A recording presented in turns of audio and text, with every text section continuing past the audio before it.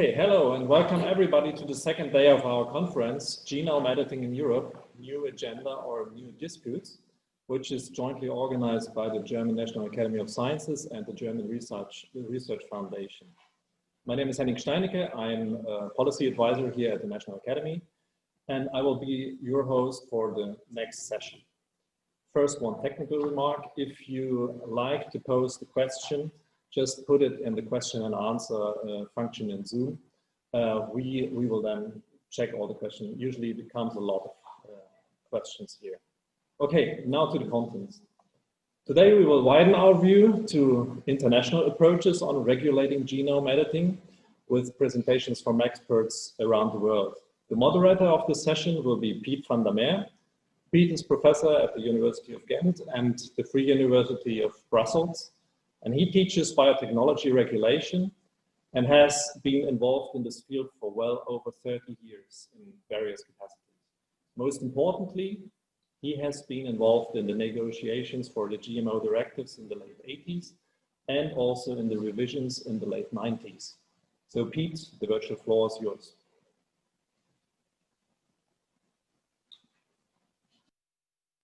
Piet, your microphone is still off. Should work now, I guess. Okay, thank you very much. And thank you, Henning, for this very kind introduction. And my thanks to Leopoldina for inviting me. And in this case, a special thanks because they know that I'm one of those people that does not agree with their conclusion that the 2018 court ruling means that all genome edited organisms. That conclusion is an assumption. It's not something that the ruling says. The ruling was about the scope of the mutagenesis exemption, and not about the scope of the GMO definition. Now, to be fair, Leopoldina was not the only one making such a statement. Ever since the ruling came out, there have been many statements to this effect that all genome-edited organisms are GMOs in the sense of the directive. And what is very striking is that the vast majority of those statements were not accompanied by any analysis. They just repeated each other. And only in a few cases, such as the Leopoldina report, was there some analysis underlying the statement. But mostly those analyses were along the lines that the ruling mentions ODM and SDN, and therefore all genome-edited organisms are GMOs. I believe that such an argumentation doesn't hold because the reference to ODM and SDN did not stand in itself. I'll be happy to come back to that in the discussion.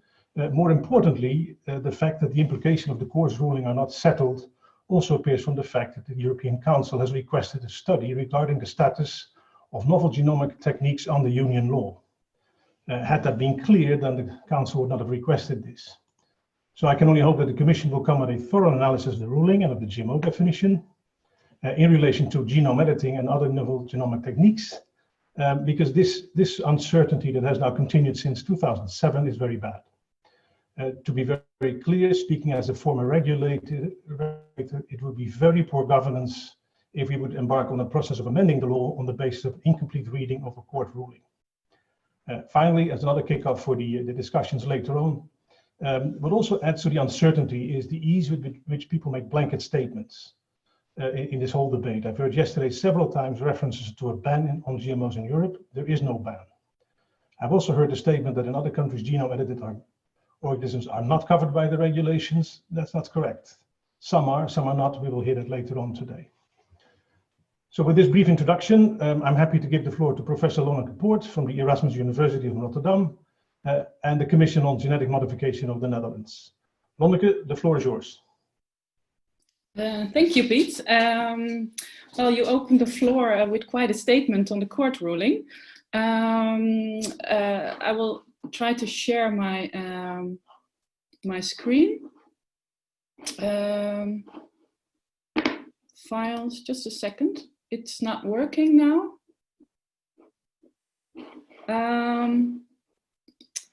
I don't know. Someone from the technical staff? I cannot share my my screen. Oh yeah, I can. Sorry. So, hi everyone. Sorry, I had some problems with my presentation. As you can see, I'm unfortunately not a professor yet. I'm an associate professor, so that's a small correction. But I'm a member of the Dutch Committee on Genetic Modification, and I work with the regulation of GMOs for about 10 years now. So maybe I can still add something to the discussion.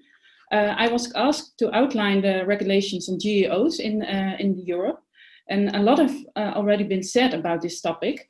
So actually, I doubted yesterday whether I could add something to it. Professor Dederer already provided an overview of the most important provisions of the directive and of the basic tenets of the court case.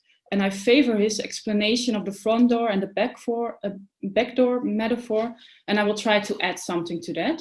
And I will present a little broader overview of the regulation, and I will discuss a bit more on the court ruling, and I will comment on some ways out of the deadlock in Europe. So if you see my screen here, this is an overview of the regulation on GMOs, so not GEOs, but GMOs in Europe. So it builds on 3 pillars: one for contained use, one for deliberate release or field trials, and one for placing on the market. As you see in the slide, that both contained use and field trials are organized by national regulation. That means that in all these pillars, GMOs needs approval, but it differs how the approval procedure is organized. And for contained use and deliberate release, that differs from member state to member state.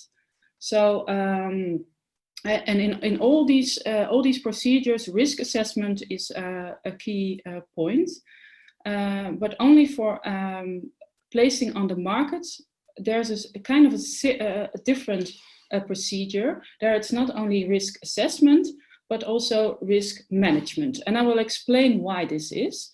I think placing on the market is something that we should zoom into, because here all the problems start and all the discussions we are talking about for years, but also especially in this conference, find place in this pillar. So this process starts with if you want a license for working with GMOs or placing them on the market, it starts with a notification. And this notification includes a risk assessment, and it's submitted to the competent authority within one member state.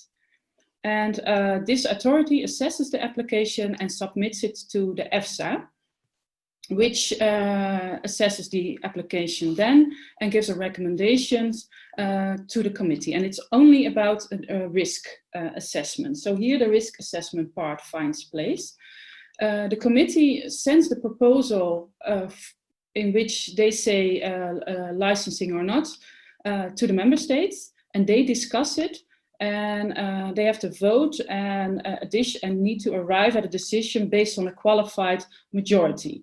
And here it follows the typical European comitology procedure. If no qualified majority is reached, then it's up to the EC.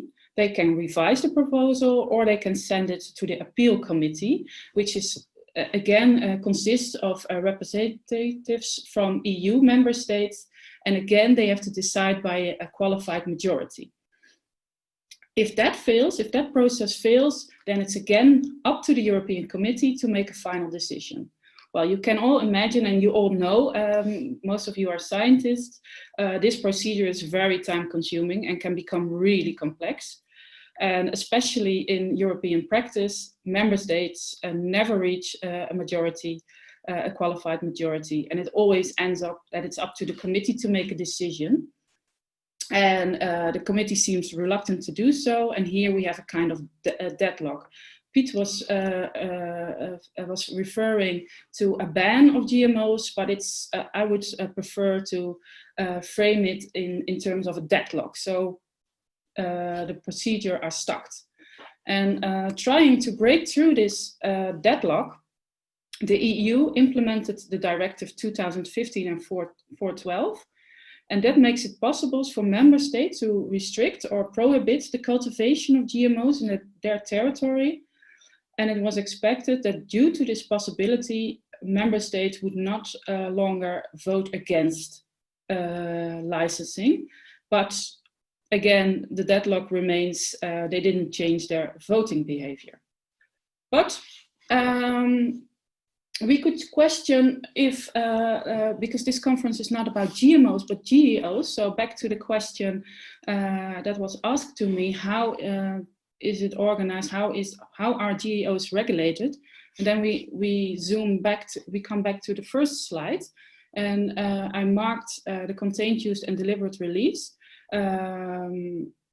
Member states have the liberty to draft their own, or to organize their own procedures and to draft their own law, and thus its categorizations, but they have to be in line with the directive. And under Dutch law, as well as in French law, mutagenesis techniques are not considered GMOs. And you all know that this was the basis of the court case we discuss intensively during this conference. And we see here that in the article of the French Environmental Code, it says that the techniques which are not considered to give rise to genetic modification are the following, and mutagenesis is one of them. And here it seems a bit to conflict with the Article 3 of the directive. Techniques of genetic modifications are mutagenesis. And here, as we all know, this ended up at the Court of Justice, the European Court of Justice, because some agricultural organizations saw a contradiction between those articles and brought it to the French court, and the French court asked prejudicial questions about these provisions. So the core of these questions, and some of you already, we already discussed it, so I want to not to be too long on this page, and are products of mutagenesis, GMOs, within the meaning of Directive 2001/18, even if they're exempt. Okay, sorry? 2 minutes. Okay, then I continue. I leave this part because I want to go. We all know these questions. We also know the answers. Organisms obtained by mutagenesis are GMOs within the meaning of Directive 2001/18. It's for a legal scholar, it's not really strange, because if you follow the text, the literally meaning of the text, there it says the techniques of genetic modifications, Article 3, are listed in Annex 1b. They are, the directive does not apply to them, and mutagenesis is on this list. That gives us 3 tastes. The techniques that result in GMOs and are therefore subject to the obligations, techniques that do not result in GMOs and are therefore not subject to the directive, and those who are GMOs but are nevertheless exempt from the objective. And in the French and the Dutch law, we saw that the last category was not there. So there were only 2 tastes. And so in practice, it doesn't make a difference because they're both exempted from the directive. But with the court ruling, it suddenly makes it makes a difference. There is a difference between those 2 categories, and I think, and here I have to think about the statement that Piet made at the start of this session. I think the wrong question was asked, because what we expected, or what scientists expected, that there was that a distinction was made between GMOs and GEOs in context of the first question, but the court didn't. They did that in the second question, and therefore they are considered GMOs, but they don't have a long safety record. And here we see a difference between legal interpretation and between the biotechnological reality. So what options are left? And then I will cut it, I make it as brief as possible. Yesterday we talked about changing legislation, short-term solutions and long-term solutions. I want to comment on that because I think it's very hard to change law because of comitology, because of the political procedures around it. So I would prefer to take baby steps, but I don't have time to discuss those baby steps.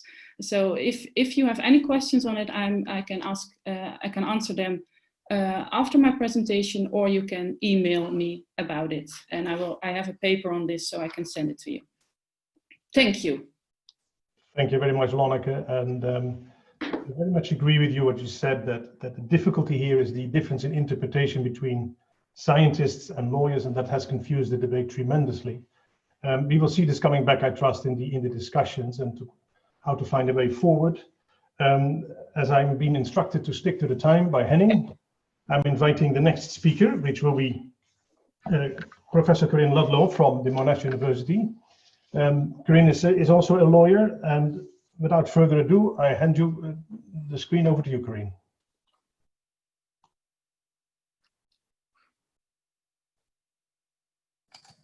Hello, everyone.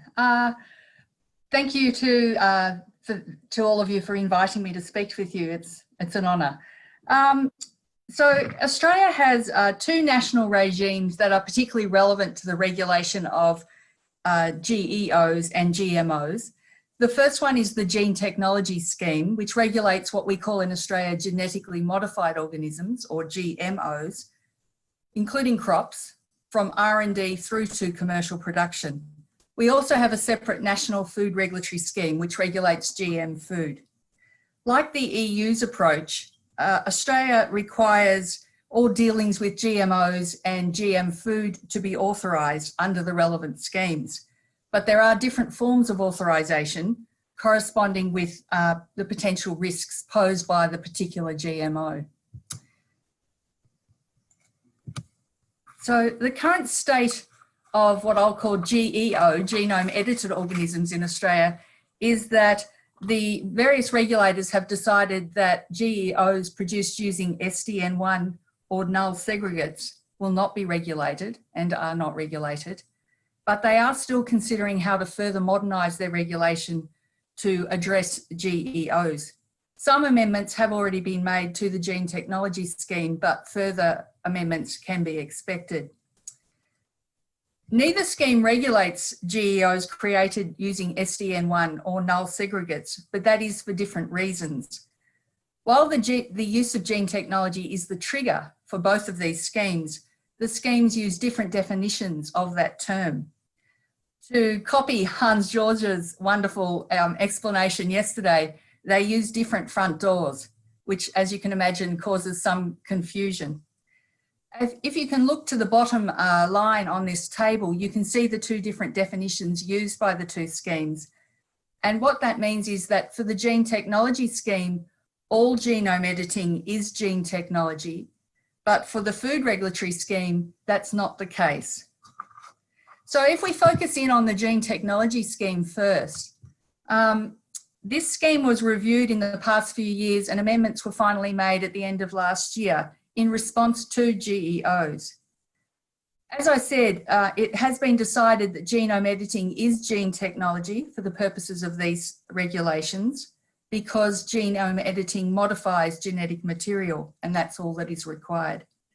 Therefore, authorisation is needed to do genome editing in Australia. Nevertheless, the final plant may not actually be a GMO. If it is a GMO, it will have to comply with the further rules of the regulatory scheme. When the regulatory scheme was created, it was recognised that natural modifications to genetic material occur and also that deliberate random mutagenesis had been occurring for more than 60 years. Organisms produced that way and the processes used to produce them were expressly excluded from regulation at the time that the scheme was created. So if we return to thinking about GEOs, it has been decided and recognised that GEOs created using SDN1 and null segregates do not pose any different or greater risks compared with the older mutants. Therefore, it was decided that such GEOs were not regulated as GMOs. Amendments have been made following that decision to ensure that their decision is correct, just to protect their backs, as you would say. So they've made a number of amendments to the regulations to reflect that decision. Firstly, they've removed the previous mutant exception from the definition of GMO and replaced it with more specific exceptions. 3 further exceptions have been added, particularly aimed at this new science. First of all, mutants are excluded, provided that the mutational event does not involve the introduction of any foreign nucleic acid. Secondly, organisms modified by the repair of single-stranded or double-stranded breaks induced by a SDN are also excluded, provided no nucleic acid repair template is used. And finally, null segregates are excluded as GMOs. They also added an additional regulation that makes it clear that organisms created using SDN and a nucleic acid repair template, or ODM, are included as GMOs, so they will be regulated. So what are the remaining problems that need to be addressed for this regulatory scheme? One that has been identified is that by naming particular molecular tools such as SDN, they are putting at risk having the same problem arise as technology develops. They can expect that they will become outdated. Secondly, even after these amendments, the gene technology scheme will continue to regulate many GEOs, despite some of them being of no greater risk than plants produced using random mutagenesis or being identical to natural variants.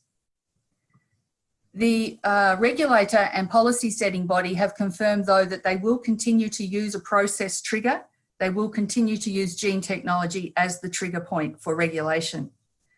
There is a proposed future plan to create further amendments to refine the definitions and to introduce further risk tiering into the regulation. Turning to the food regulatory scheme, it also has been reviewed, and that was finished at the end of last year. It was found that the definitions in this scheme are also now outdated and unclear and no longer fit for purpose. The regulator has also considered whether a pre-market safety assessment of GEOs is justified based on the risk posed either by the modification of the genome or changes to a food's characteristics.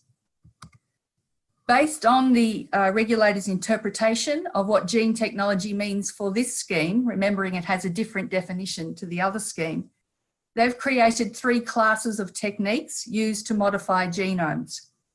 The first 2 classes will not be considered to be food produced using gene technology and therefore will not be regulated as GM food. They are GEOs with no DNA present in the, no new DNA present in the organism's genome and null segregates.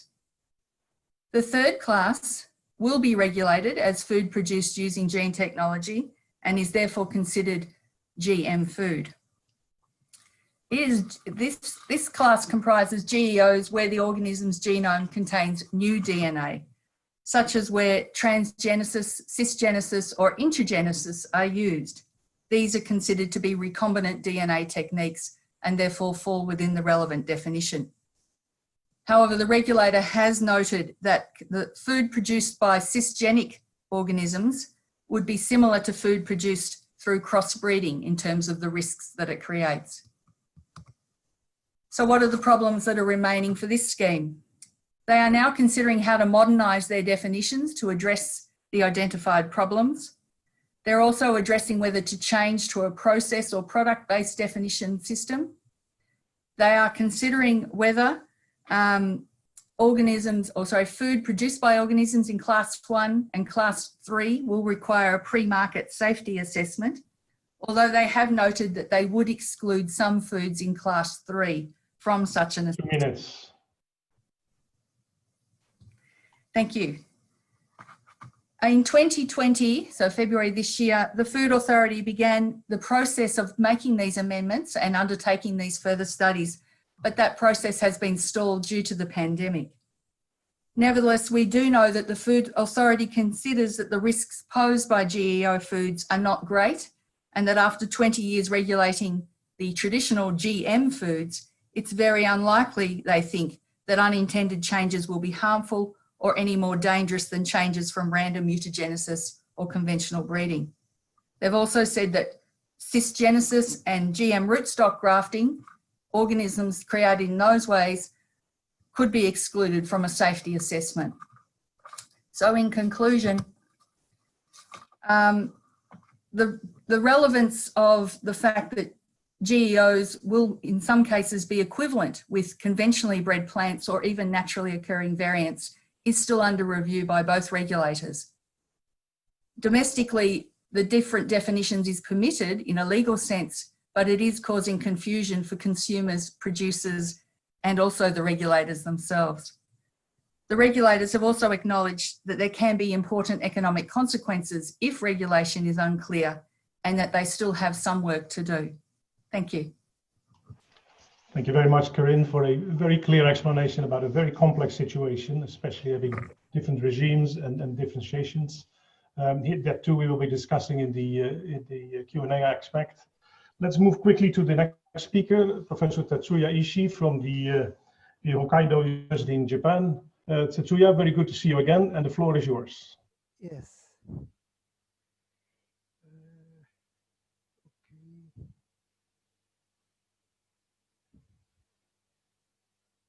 So,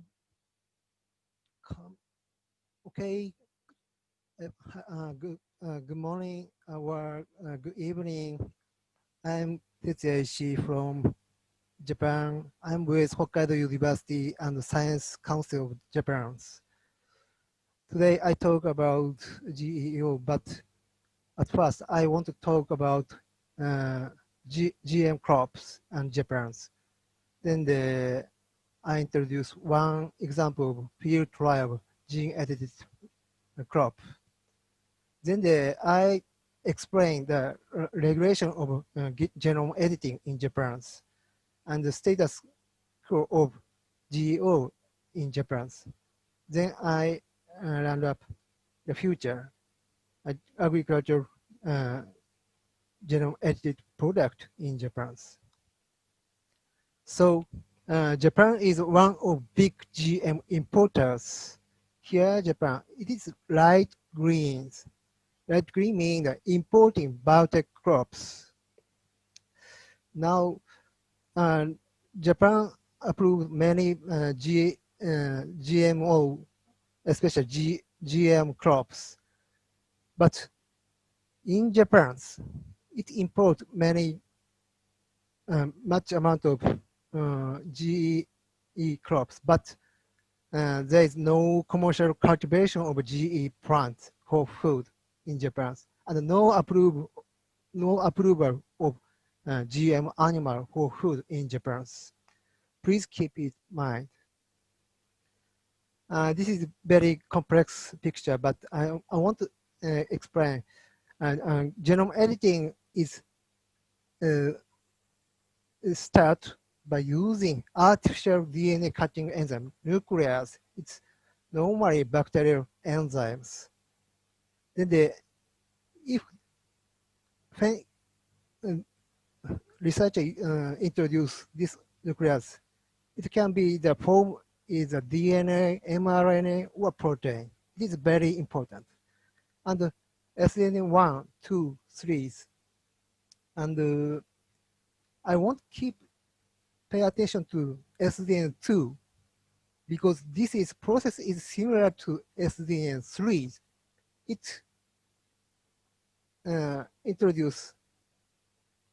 also introduce DNA fragment, but product is similar to SDN1.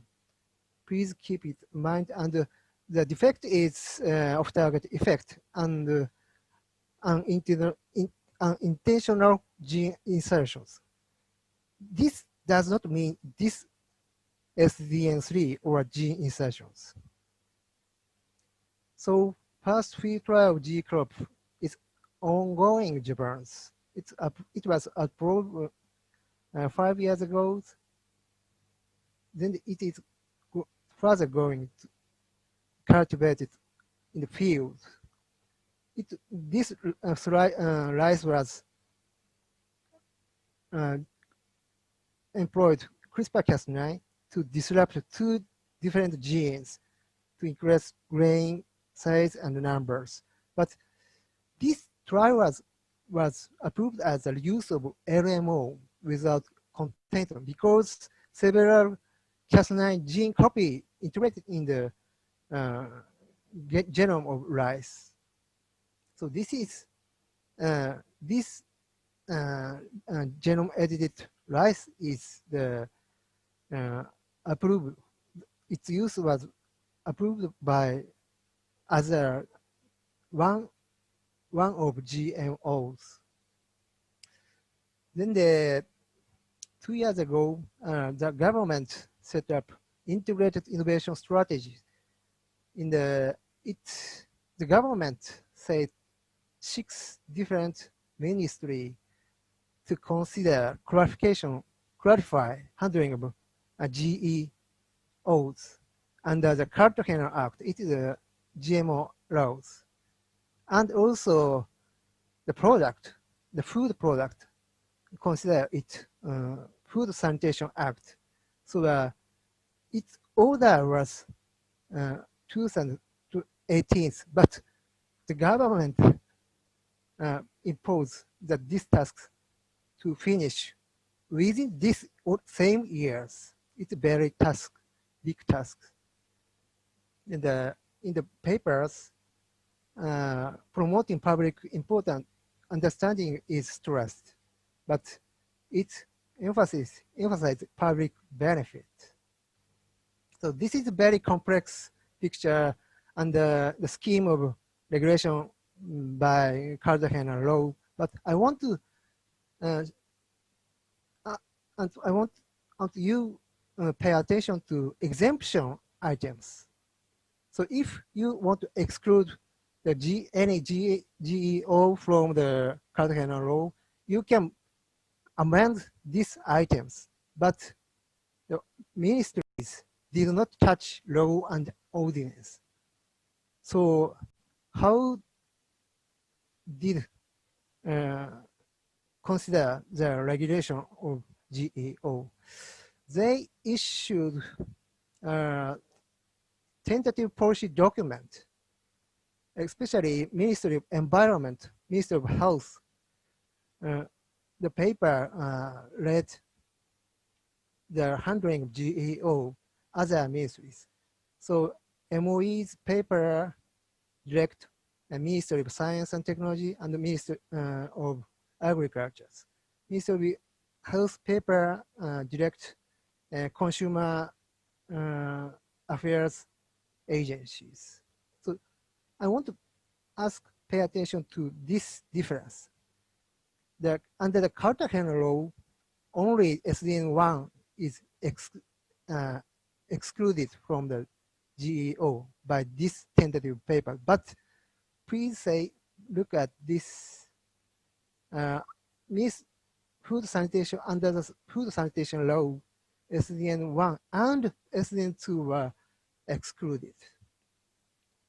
And MAF is now amending, Ministry of Agriculture is amending Japanese agriculture standards to exclude GEO from organic culture. It's a bit opposite direction regulations. Like it is.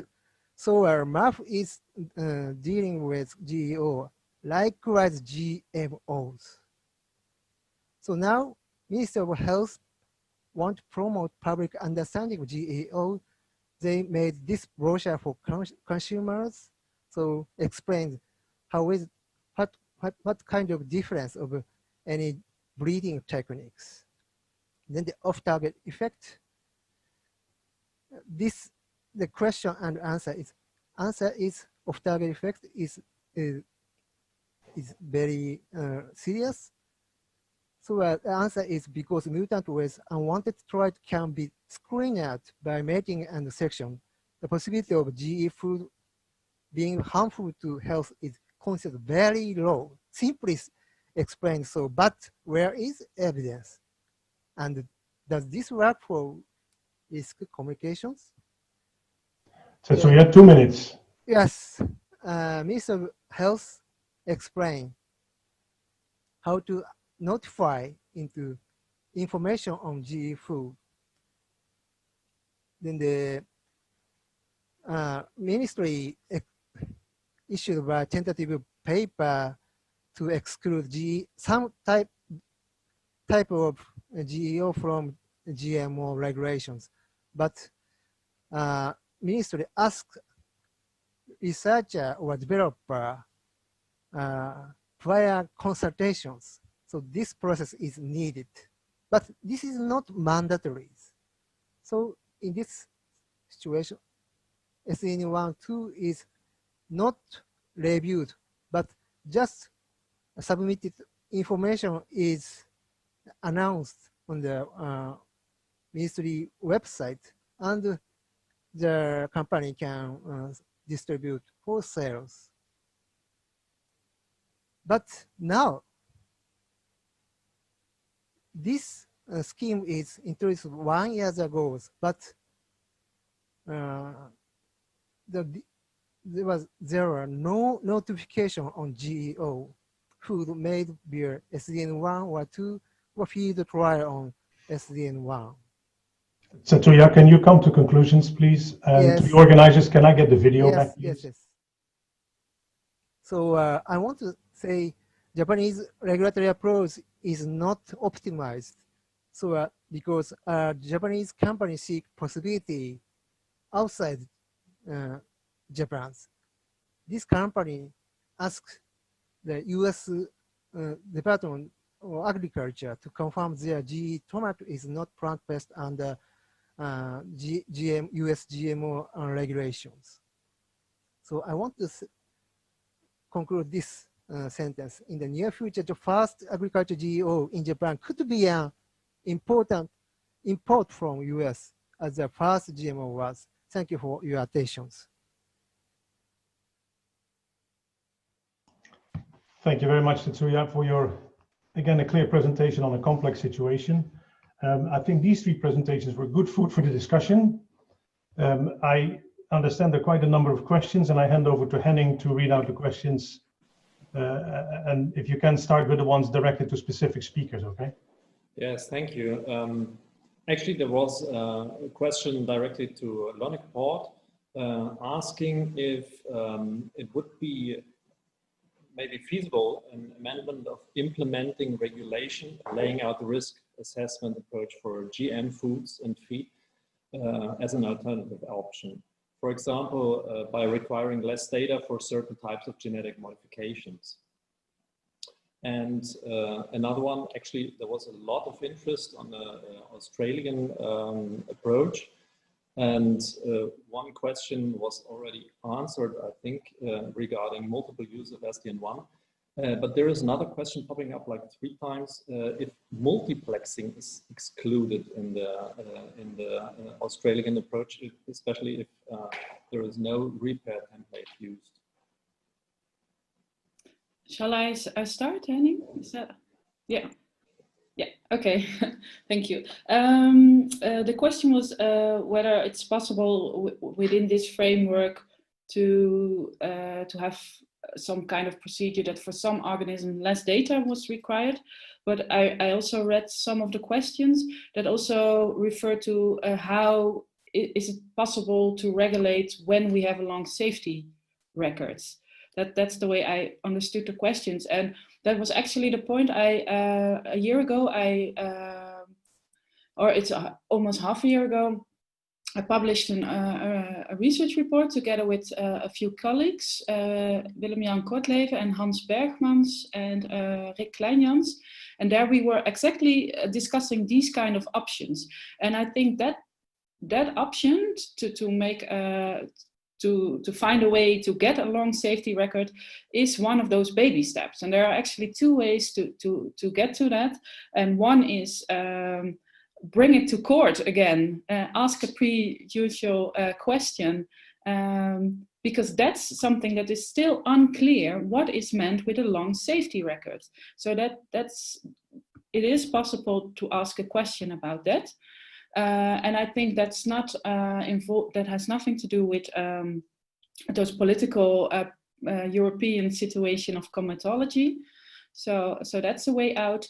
And I think that within contained use and finally also in deliberate release, you can build such a long safety record. So these are still ways that we can paths that we can follow to get a long safety record. So I definitely think that there's a way out in that option. I hope I answered the question.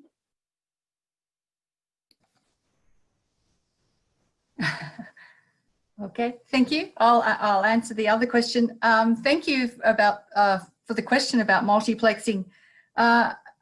I suspect that it would not matter that it was multiplexing rather than just one SDN1 change or whatever number of SDN1 changes were made, because the gene technology scheme is concerned with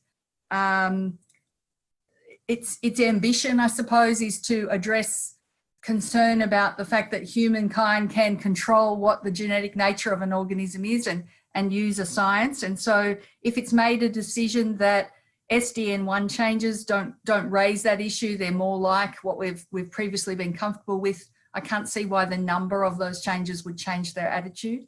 And for the food regulatory scheme, it's concerned about the presence of new DNA in the organism. That's what the definition confines them to. And so simply because a number of changes have been made, that should mean the exception should continue to apply. So, or it just won't fall within gene technology. That's what its decisions has been, the regulator's decision. So multiplexing shouldn't change the attitude of the regulators, I don't think. Although there was a question, if you multiplexed a GMO, would it then be excluded? And the answer would be no. It's a GMO, it will be regulated as a GMO. It can't change its nature through multiplexing, although it's an interesting question, but I wouldn't think that that would protect you from regulation. Thank you.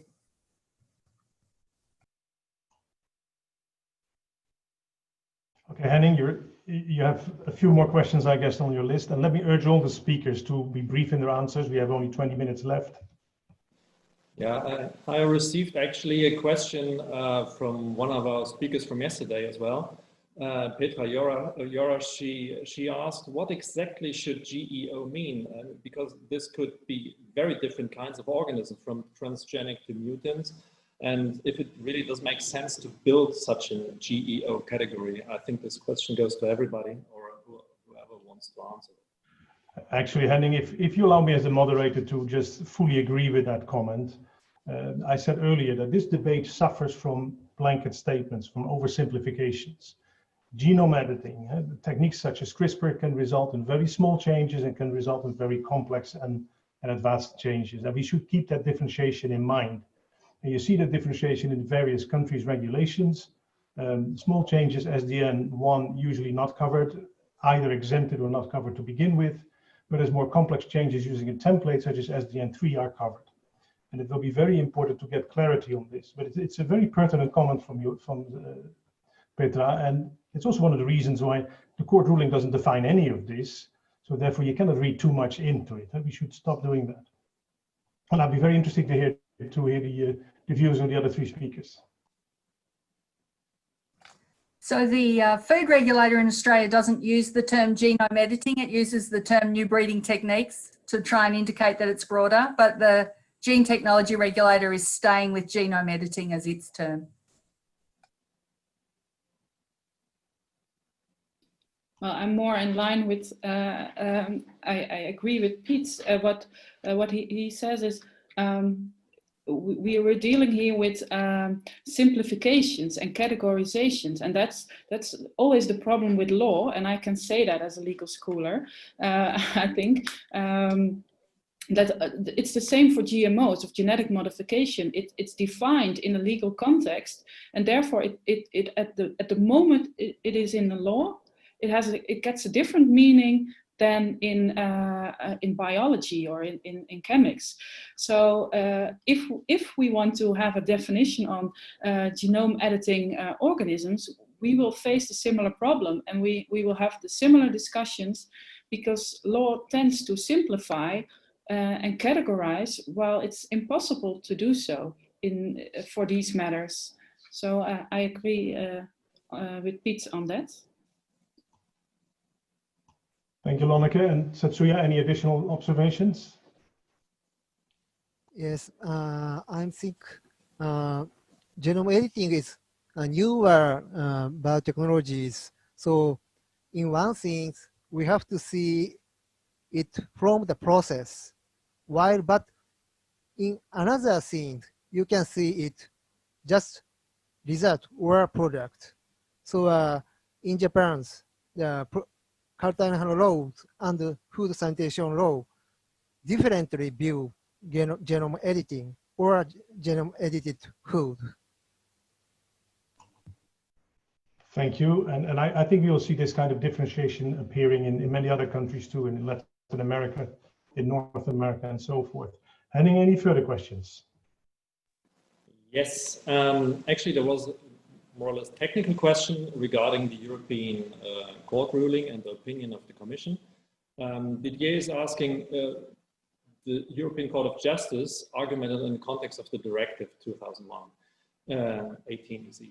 But the Commission interprets this opinion as applying also to contained use, and he thinks this is questionable, and he would like to hear the opinion of the speakers. And if I'm allowed to say another one, there is somebody calling himself an outsider, I would say, of the whole discussion, which I personally really appreciate that he's participating. So Mark is asking, he has the impression that in Australia it's a very clear and open and straight process, also as a dynamic process, but it doesn't seem to be the case in Europe. And he would like to hear, I think, Pete, perhaps your opinion about the European position.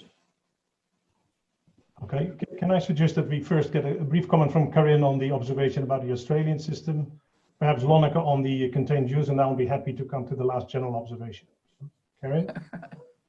I'm very glad it appears that way. We, of course, are only one country, unlike the EU, but there are differences. They are actually looking at reforming the way they make amendments because they've decided it is too cumbersome and too long. So I'm glad it appears efficient. It's not as efficient as it could be, though. It could be improved.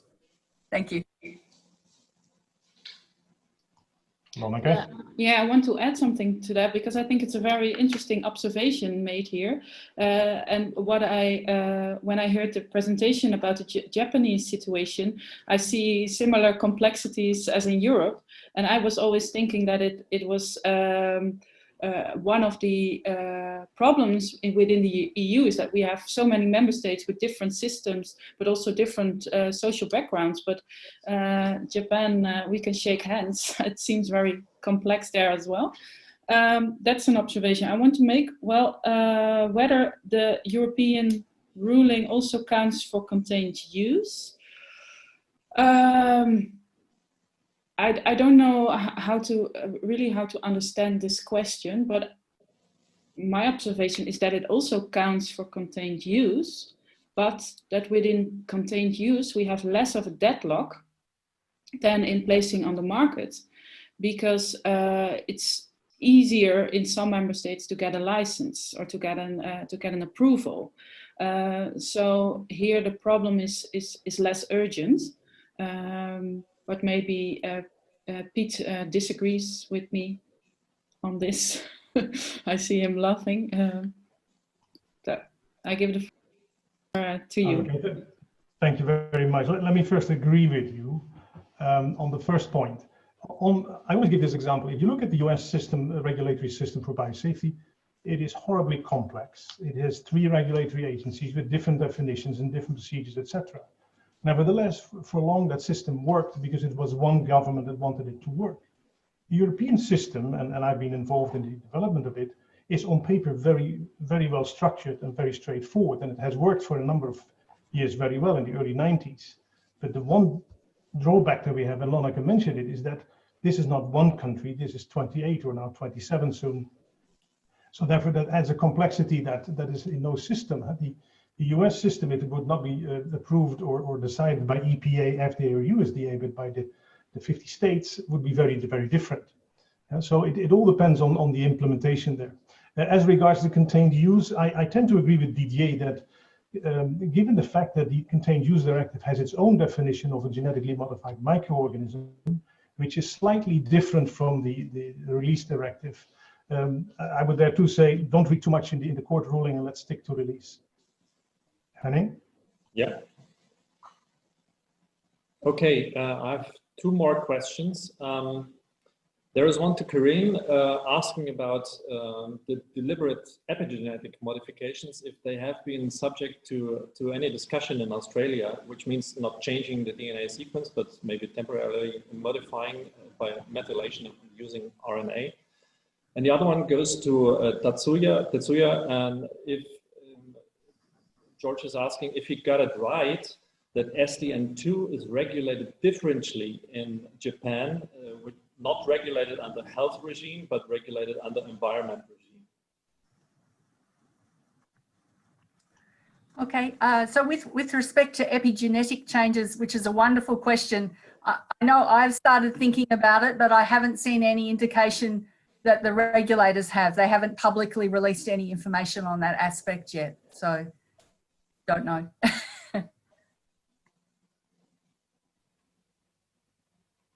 I want to explain why Japan differently handled SDN2, because it's up to the applied laws difference, because in the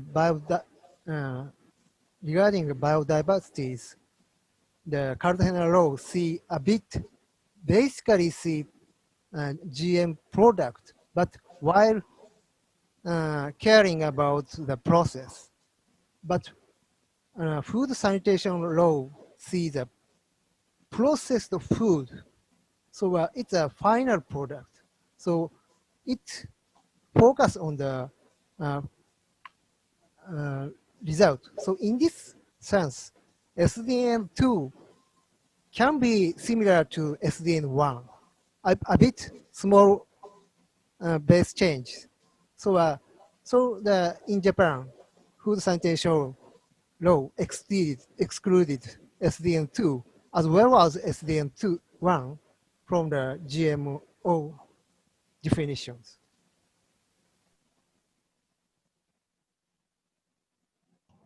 Okay, thank you, Henning. Any further questions?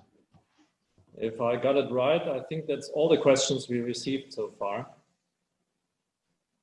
Okay. Then, since we are inching towards the 1:30 mark, let me ask the speakers whether they have any final observations, remarks, and questions. And let me go in reverse order. First, start with Tetsuya. Any further questions, observations you have? I want to ask Karin, in Australia, how about organic agriculture? I want to say, in Japan,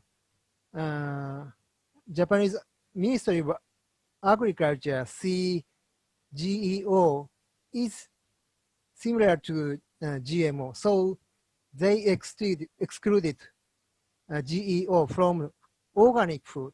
How about it in Australia, organic food handling? Yes, so in Australia, domestically within the country, there is actually no legislation or regulation from the government. It's a voluntary, the associations together themselves decide what their rules are, and their rules exclude GMOs. I suspect they will expand to exclude GEOs as well. Okay. They've excluded nanotechnology, so as each new technology comes on, they exclude it. There is an export rule which the government has introduced, but it reflects the domestic rule. Yeah. Okay. Yeah. I can send you a paper on that. Okay, and Karin, since you have the floor, any further questions and observations from your side? Just that, as we all know, the science is going to keep moving. We've had questions about epigenetics, that this focus on describing particular molecular tools is going to cause problems for the regulators, I think. Thank you. Thank you very much. Lonneke. Thank you. I have some final remarks. I think that we share the conclusion that the European regulation now is not future-proof, and I'm very pleased to hear from other parts of the world how it's organized. I also want to point at a report written by the Dutch Committee on Genetic Modification, which also made a comparison between the Canadian system and the European system. And their analysis is very thorough. So it's not only comparing the law, but they also held a lot of interviews. So I think for the rationale of this conference, it can be very interesting to read this report. It's in English. If anyone wants to have it, send me an email and I can send it to you. So. Okay, thank you very much. In the meantime, I understand that Henning has a few more questions. Well, at least one. There is one question asking how the European regulation is seen in Australia and Japan. What is your vision on the European regulation? Okay, Karim, this is your opportunity to be kind and diplomatic, okay? It's certainly front of mind when our regulators are trying to think what to do. They're aware that it can create trade difficulties. The general public, I don't think they're aware that Europe has a different approach to us. I think within Australia, they think that the world does what we do, but the regulators are certainly very aware of the differences and are keeping that in mind as they review our laws. Is that diplomatic enough? Thank you very much. Tetsuya, can you match that? I have been observed the European study on GMO, genome editing regulations. So EU organization making paper on the regulatory proposal, but it was not, the regulation, GMO regulation was not amended so far. Then the court rulings. So where is opportunities? Why opportunity was lost? We have to see it again. Thank you. I think your observation of a lost opportunity or possibly a lost opportunity is a good one. I understand that in the meantime, Henning has one more question. Yeah, actually, now I have two. There is one question asking if it wouldn't be more wise to judging the products and not the techniques. I think we discussed already yesterday, but anyway. And there is another question asking if it would be somehow helpful to have a centralized decision within the EU, by an EU body and not within the member countries.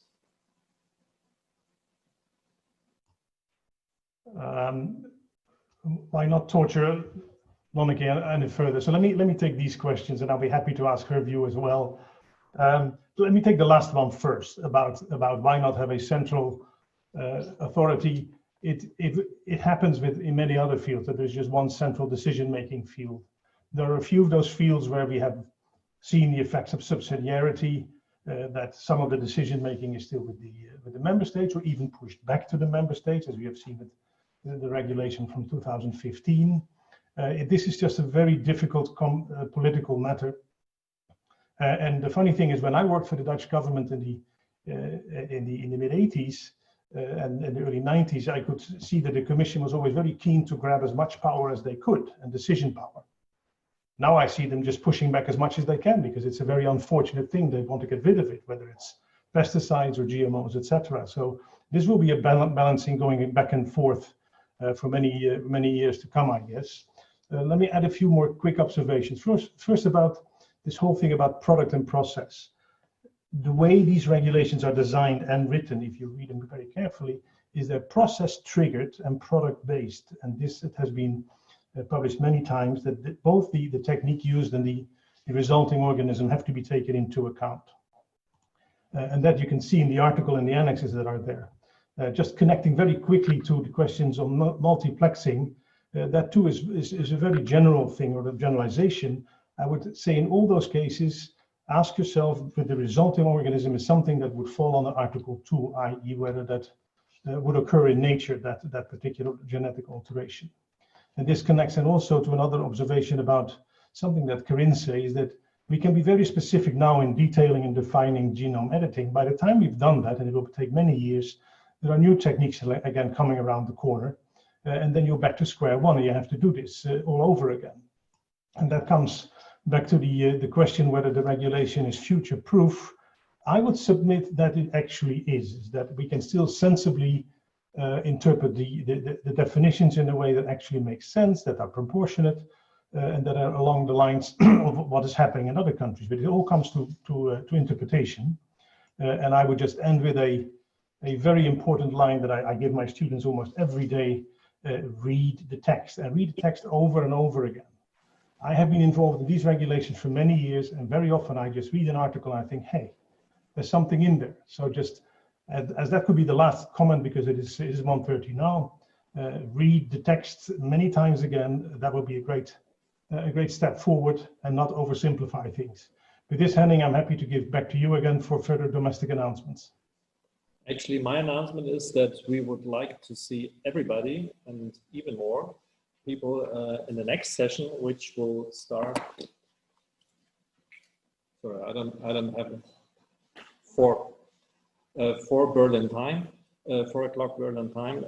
So since then, everybody can think about genome editing and regulation and read the texts again and again, and afterwards we can see each other again. Thank you. And let me join you here in thanking the speakers one more time, the 3 speakers. Thanks very much.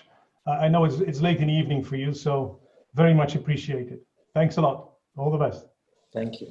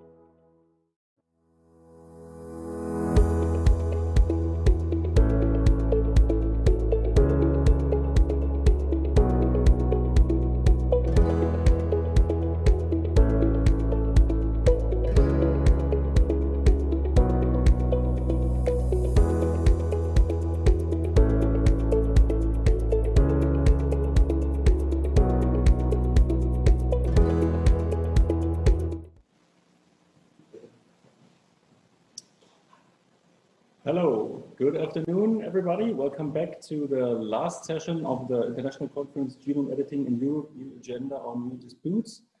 This is actually the second part of the session 4 with the title Regulation of GOs in the EU and worldwide. My name is Johannes Fritsch. I'm from the Leopoldina head office, and I will be the host of this session. We will now hear more about GMO regulation in the Western Hemisphere with a focus on the genome-edited plants, as in all the conference.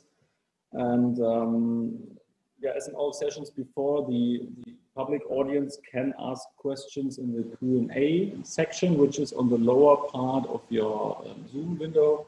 And we will try to sort and summarize the questions in the end of this session and address these to the panel. And with that, I'd like to hand over the session to the chair, Professor Hans-Georg Dederer, who is chair of Constitutional and Administrative Law, Public International Law, and European and International Economic Law at the University of Passau in Germany. You've heard from Professor Dederer before in session 1 and 3, and he's also, or has been a member of the interdisciplinary experts working group of Leopoldina, the German Science Academies, and the German Research Foundation that published this statement in the end of last year. It has been mentioned before. It has actually the title Towards a Scientifically Justified Differentiated Regulation of Genome-Edited Plants in the EU, and provides very concrete solutions how to deal with these problems we are tackling during this conference. And hereby I give the stage to Professor Dederer, please.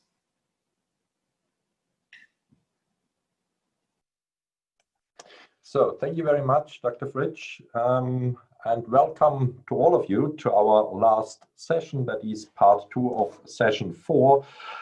Concerning regulation of genome-edited organisms in the EU and worldwide. Well, today, or in this afternoon session, we will hear 3 distinguished experts from Argentina, the United States, and Canada.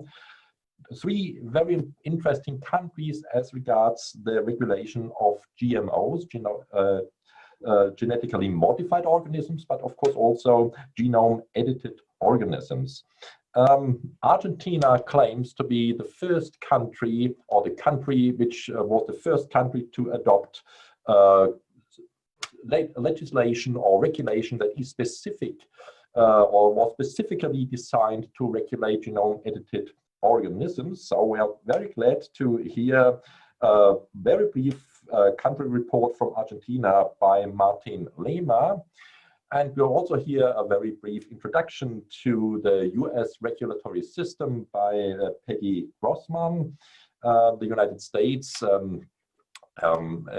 is claimed to be a country which based its biotechnology regulation on the so-called product approach. That leads us back to what Piet van der Meer said in the session this morning. In the end of the 1980s, last century, there was a big discussion how to regulate genetic engineering in the European Union.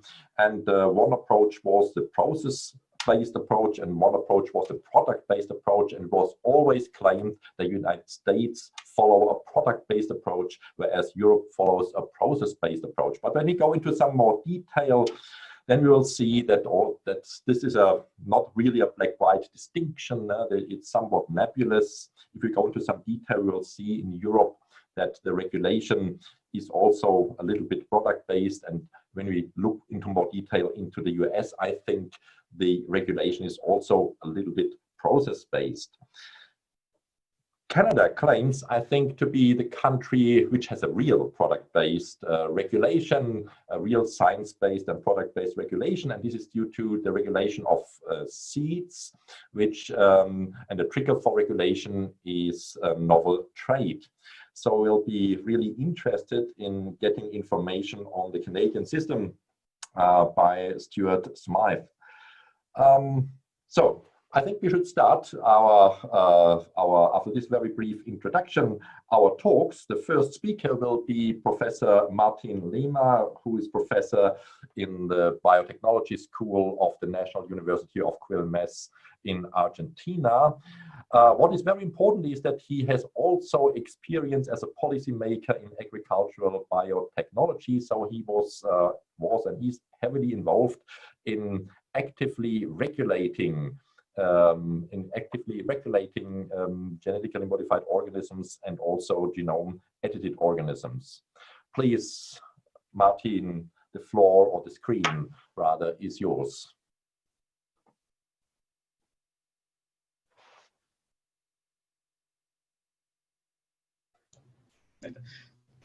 Thank you, Hans-George, and I would also like to thank Leopoldina for this opportunity.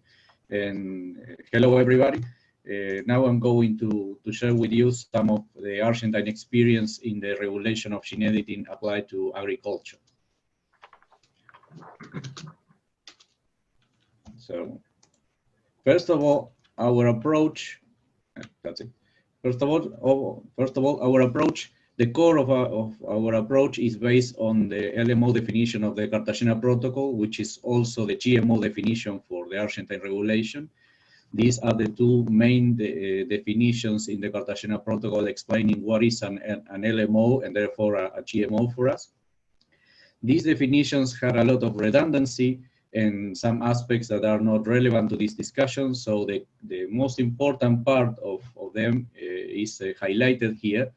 And if we can compact these concepts, we end up with the conclusion that a GMO or an LMO is an organism that possesses, first of all, a novel combination of genetic material, and that novel combination of genetic material has been obtained through the use of recombinant DNA or the direct injection of nucleic acid into cells, as well as other considerations that may be relevant in some cases.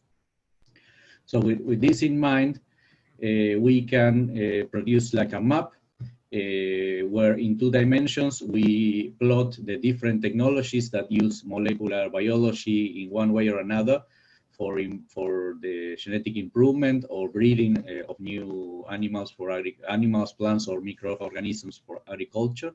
In this map, you can see on the horizontal dimension different degrees of change to the DNA sequence, from techniques that doesn't change the DNA sequence at all to techniques that generate the insertion of a piece of DNA, a foreign piece of DNA. And in between, of course, you have techniques that only make small mutations. And then on the vertical dimension, you have techniques grouped by the different usage of recombinant DNA. Some techniques do not use recombinant DNA at all in contact with the organism. They use them as a satellite activity, but not the recombinant DNA is never in contact with the organism. Then some techniques do use recombinant DNA in contact with the organism, but it is not present in the final product. And finally, we have technologies that do integrate foreign recombinant DNA in the organism. With this, we can, as I said, map the different technologies, and this helps us to draw a line between what would be a GMO or an LMO, taking into account the two rules of these definitions, novel combination and use of recombinant DNA, and techniques that may not be considered LMO or GMO. So with this core criteria, we developed an analysis and decision-making process that is summarized in this slide. We take into account if the product has been developed with the use of molecular biology or recombinant DNA as a trigger for the developer to approach the government and ask the government if the product is considered a GMO or not. So the last part of the decision-making process or the central part of it is to decide if the product has a new combination of genetic material or not. This decision-making process can handle both final products that are completely characterized and ready to enter the market, or products that are under development. And it also creates a communication between regulators of GMOs and regulators of conventional products that somehow mind the gap between these two regulatory systems. This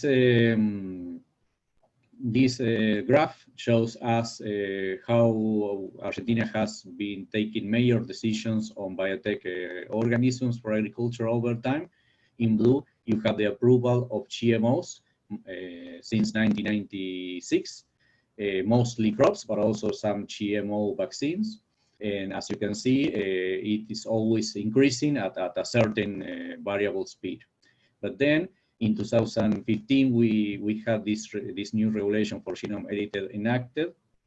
And 2016, we started to take decisions pertaining if products modified by genome editing were GMO or not.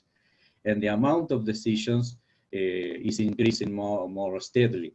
So this, not only because it's easier or it takes less time to determine if something is GMO or not, compared to do the safety assessment of a GMO, but also because we have far more applicants presenting their products. If we analyze the products from new breeding, the so-called new breeding techniques presented to this regulatory mechanism, as you can see in the pie chart here, most of them are gene edited, but there are some others that have been modified by other techniques, like for instance, epigenetic modification.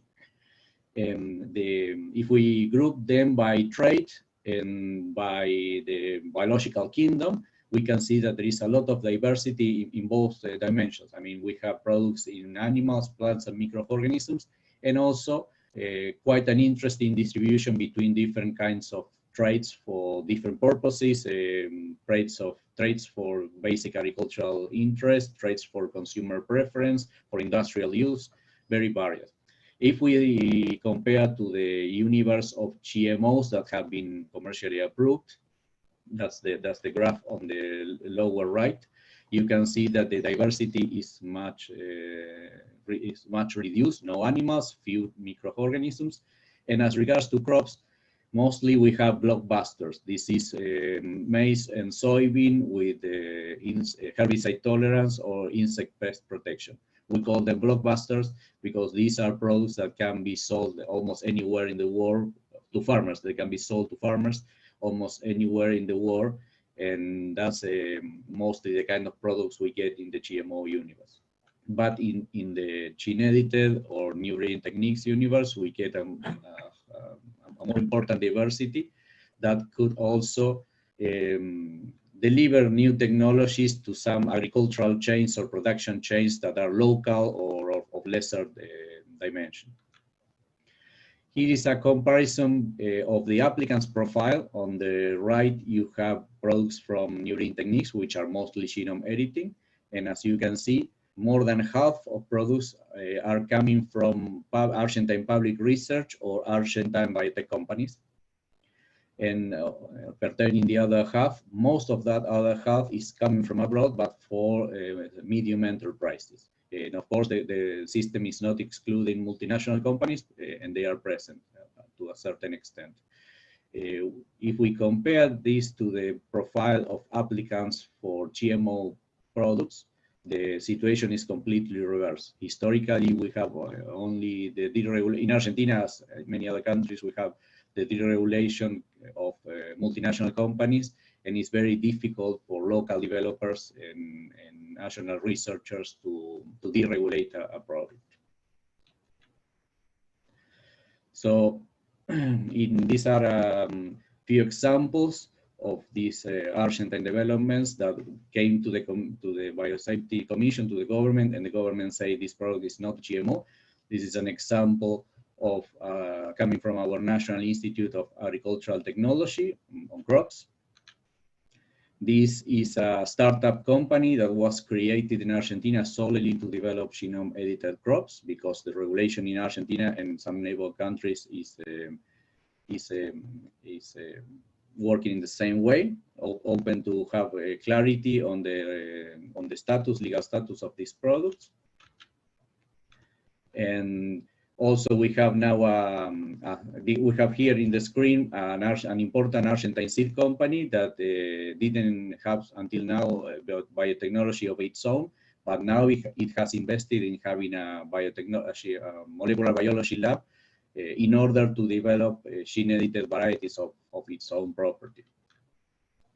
In here, we return to the National Institute of Agricultural Technology. They are also working in gene editing of animals, in this case for a consumer benefit trait. And this is another example from a medium Argentine company that historically has been working on assisted reproduction techniques, and now it's using that capability to also develop genome edited animals. And perhaps in a moment, I skipped mentioning something. You may perhaps you saw a map in here, sorry. In here, you can see a map. In 2015, coincidental with the timeline, in 2015, only Argentina had this kind of regulation in the whole world. But now, 5 years later, another 7 countries in Latin America have very similar regulations, and they are also taking decisions. We have decisions like the one I have described right now in Chile, in Brazil, and last week, I think Colombia announced that they have decided that genome edited rice is not a GMO. So this is the current situation in Argentina and succinctly in the rest of Latin America. Thank you all for your attention. Thank you so much, Martin, for this excellent presentation and overview. It was a very good brief introduction into your regulatory system. So I would like to introduce the next speaker, actually, from the United States, Professor Margaret Grossman, who is Book Chair Emerita and Professor of Agricultural Law Emerita in the Department of Agriculture and Consumer Economics at the University of Illinois. Well, Margaret actually published extensively, not only in agricultural law, but of course also in agricultural biotechnology law. And so we're very happy actually to have you here as the leading expert, I would say, in the United States on agricultural biotechnology law. So please, Margaret, go ahead. The floor is yours. Thank you so much. I'm very glad to be here this afternoon and appreciate being invited to this conference. I'm going to talk about GEO regulation in the United States, but I want to start with some regulatory background and then I'll focus on new regulations that were enacted just this year. So our regulation of GMOs, and we're referring to it as genetic engineering now, dates from 1986, and the focus was rDNA technology. Authorization comes from the United States Department of Agriculture, the Environmental Protection Agency, and the Food and Drug Administration. And we're going to focus today on the U.S. Department of Agriculture, the USDA.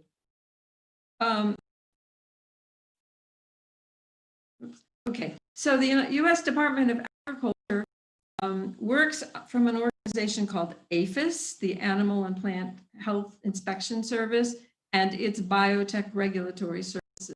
The Plant Protection Act authorizes the regulation of plant pests. So one of the focuses is the GE, a plant pest. The regulations dated from 1987, but now we have a new rule. It's called the Secure Rule from May 2020. The Secure Rule refers to sustainable, ecological, consistent, uniform, responsible, and efficient regulation. And again, the focus is on plant pest risk.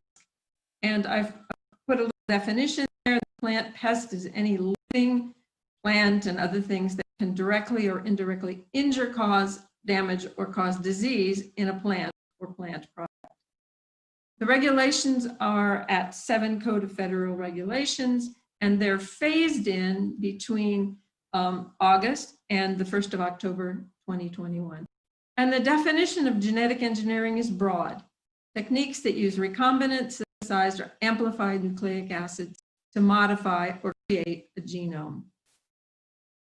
There are a number of provisions of these rules: applicability, scope, definitions. There's a regulatory status review that's important, permits, and some other provisions.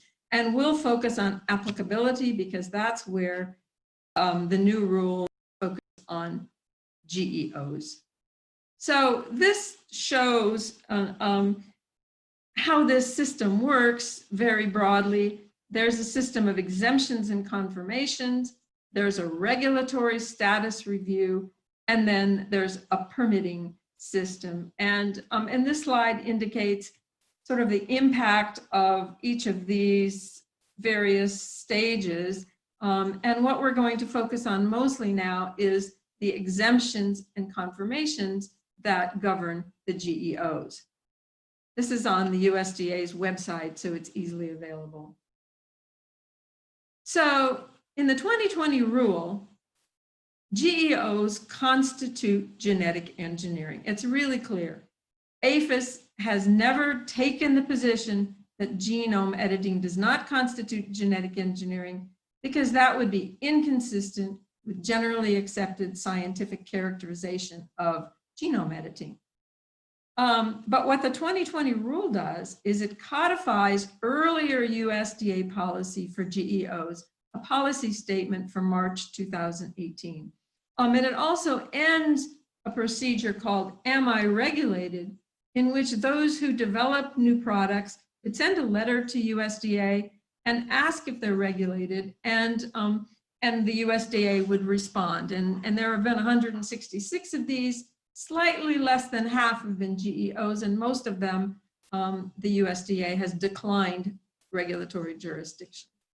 So in March 2018, the biotech regulations, according to USDA, do not currently regulate or have any plans to regulate plants that could have been developed through traditional breeding techniques, as long as they don't have a plant pest and they're not plant pests. And USDA claims to have carefully reviewed the products of these technologies to determine whether they require regulatory oversight. And so what the 2020 rule does is essentially, it does a lot of other things too, but it codifies that USDA statement. So the March 2018 statement indicates that USDA does not plan to regulate deletions or single base pair substitutions. The 2020 rule exempts single deletions of any size and targeted single base pair substitution. Okay, so it does focus on the singleness of these changes. If it's more than one change, then they don't fit within the exemption. So again, the rule, the policy statement from 2018 says the USDA won't regulate insertions from compatible plant relatives and complete null segregants. The 2020 rule, again, compatible plant relatives are exempted. What's interesting is that null segregants are not defined as exemptions because under the 2020 rule, null segregants do not retain modified DNA sequences, so they're simply not defined as genetic engineering under the 2020 rule. So you can see that the policy that was stated in 2018 is codified in the 2020 rule. And there was a lot of emphasis from policy statements from the government dating back to 2011 about that encouraged a more supple regulation for genetic engineering in general. So there are some other exemptions too.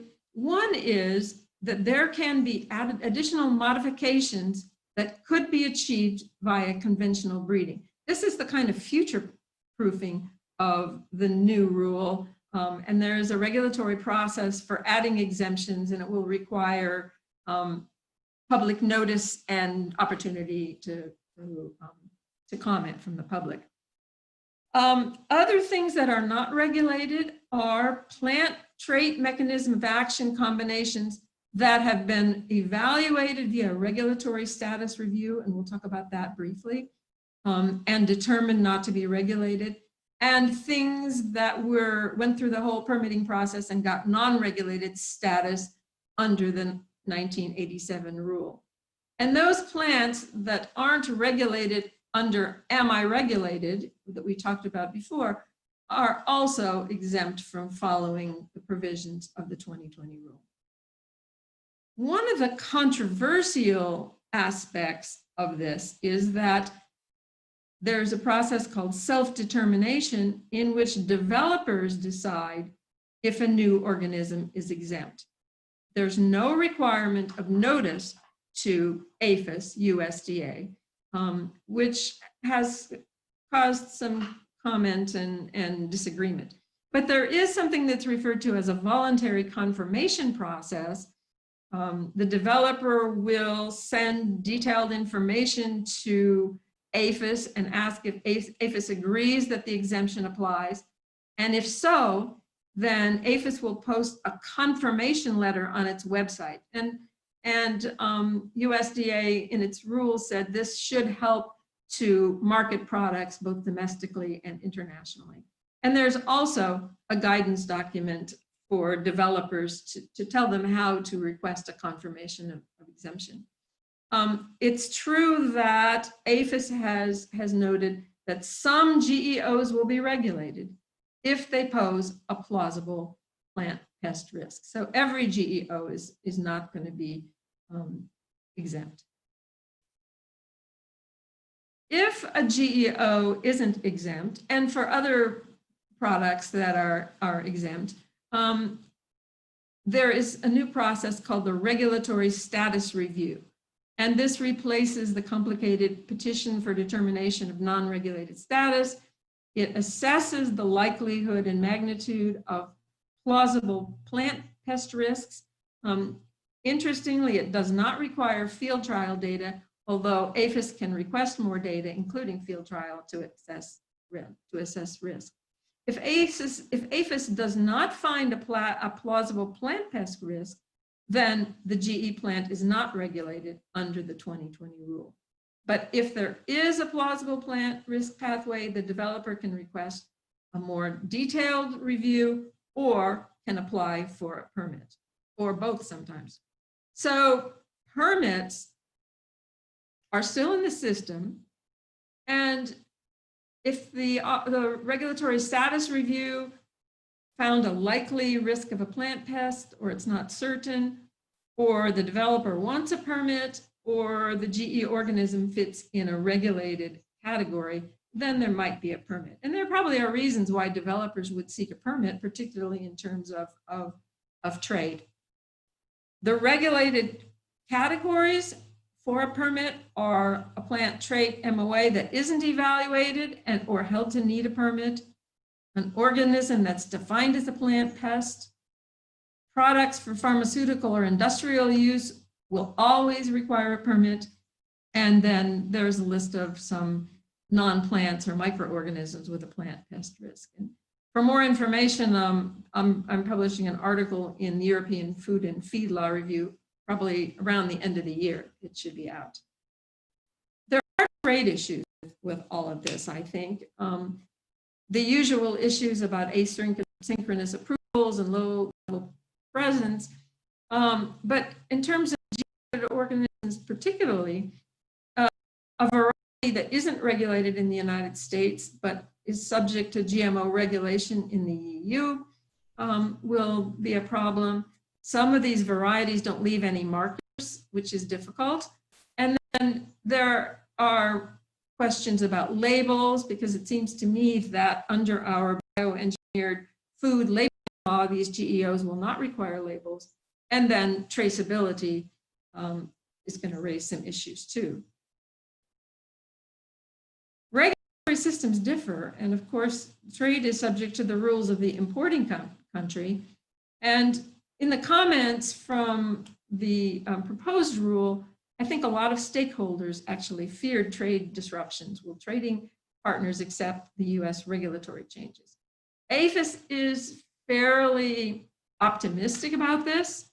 Trading partners have historically judged our approach to be acceptable because it's transparent and science and risk-based. And APHIS plans to provide technical expertise for trading partners about determinations of regulatory status.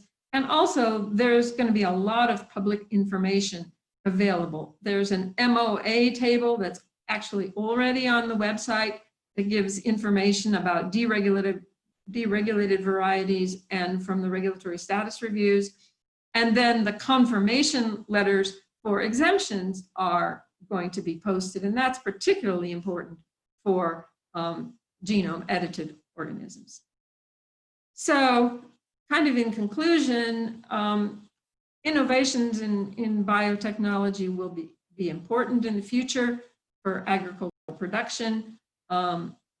We need to feed 9.7 billion people by 2050. We need to think about sustainability, climate resiliencies, and other issues. And it seems that precise, affordable technologies are going to be critical, and it's important that our regulatory policies be flexible and proportionate, adaptable to innovation, future-proof sort of, and that they focus on the risk of the organism. And the 2020 rule is really intended to play a role in the future of biotechnology. Thank you for your attention. Well, thank you so much, Peggy, for this very concise and brilliant talk about the regulation of genome-edited organisms in the United States. But let's carry on before we ask questions. Our last speaker for this afternoon will be Professor Stuart Smythe. He is professor in the Department of Agriculture and Resource Economics at the University of Saskatchewan, and there he holds the chair of Agri-Food Innovation and Sustainability Enhancement. And also he is a highly distinguished expert in the field of agrobiotechnology regulation in Canada, and of course also an expert in the field of GMO law in Canada. So, Stuart, please go ahead. The floor is yours. Thank you, Hans-George. It's good to see you again, and same for Margaret and Martin too.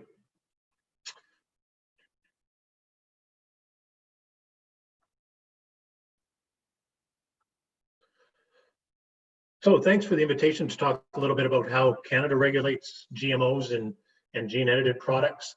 Basically, Canada just simply adapted the existing regulatory framework it had for conventional crop varieties prior to GMOs. So between 1988 and 94, regulatory experts, government scientists, industry scientists, and academic scientists got together and commissioned some reports and looked at the literature, but essentially determined that the 3 acts that governed crop variety approvals in Canada at the leading up into the late 80s and early 90s could simply be adapted, and you can see the different aspects of risk that are assessed under the risk assessment process that Canada uses.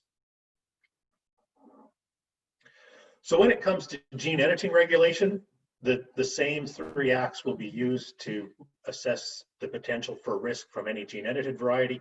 Canada has approved 2 gene edited varieties, one by CBIS that used ODM to insert herbicide tolerance. There's been very limited adoption over the last 3 or 4 years. And BASF had a herbicide tolerant variety commercialized a few years ago, but given the global mergers and acquisitions, it's a little bit uncertain as to how much Clearfield canola is actually been produced, given the shifting of the Clearfield technology from the Bayer-Monsanto merger.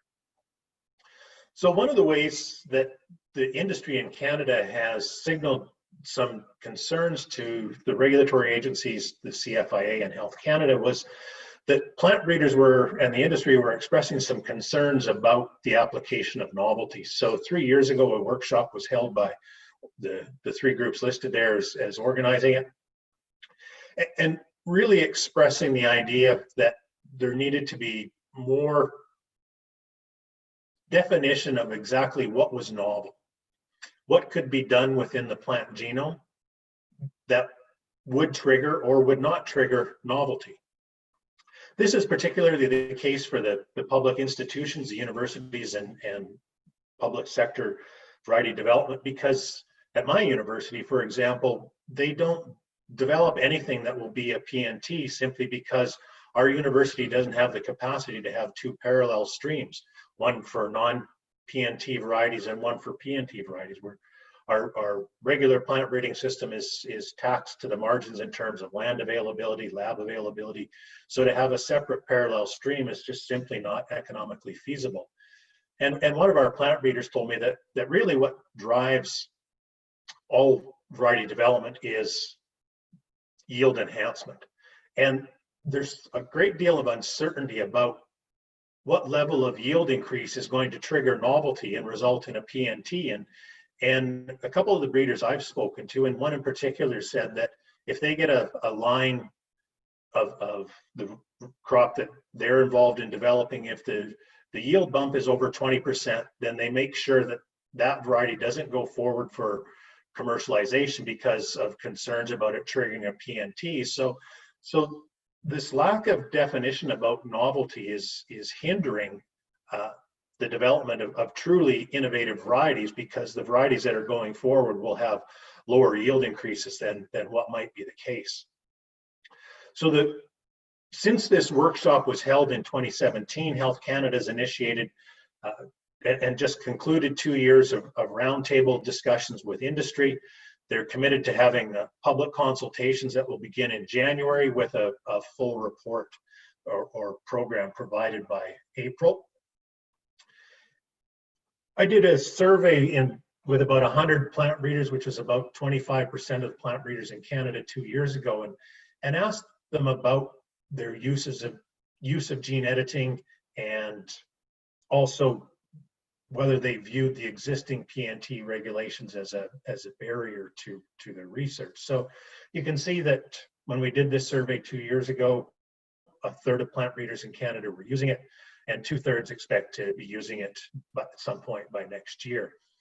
And most of the leading reason for the wish or the desire to use gene editing was it was going to create a simpler regulatory pathway for commercialization.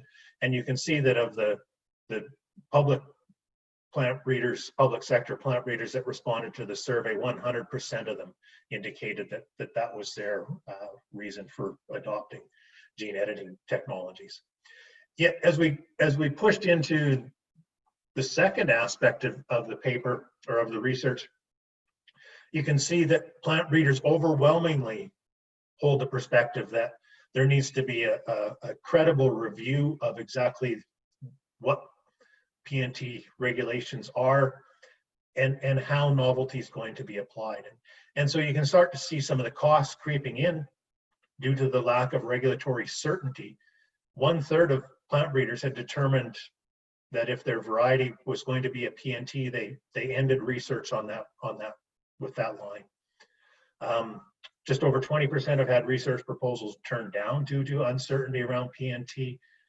And so this lack of clarity around what is going to be truly novel, because within the Canadian system, it doesn't matter what process was used to develop it, whether it was mutagenic breeding, genetic modification, or gene editing. What gets regulated, as Hans Dieter said at the end, is the seeds.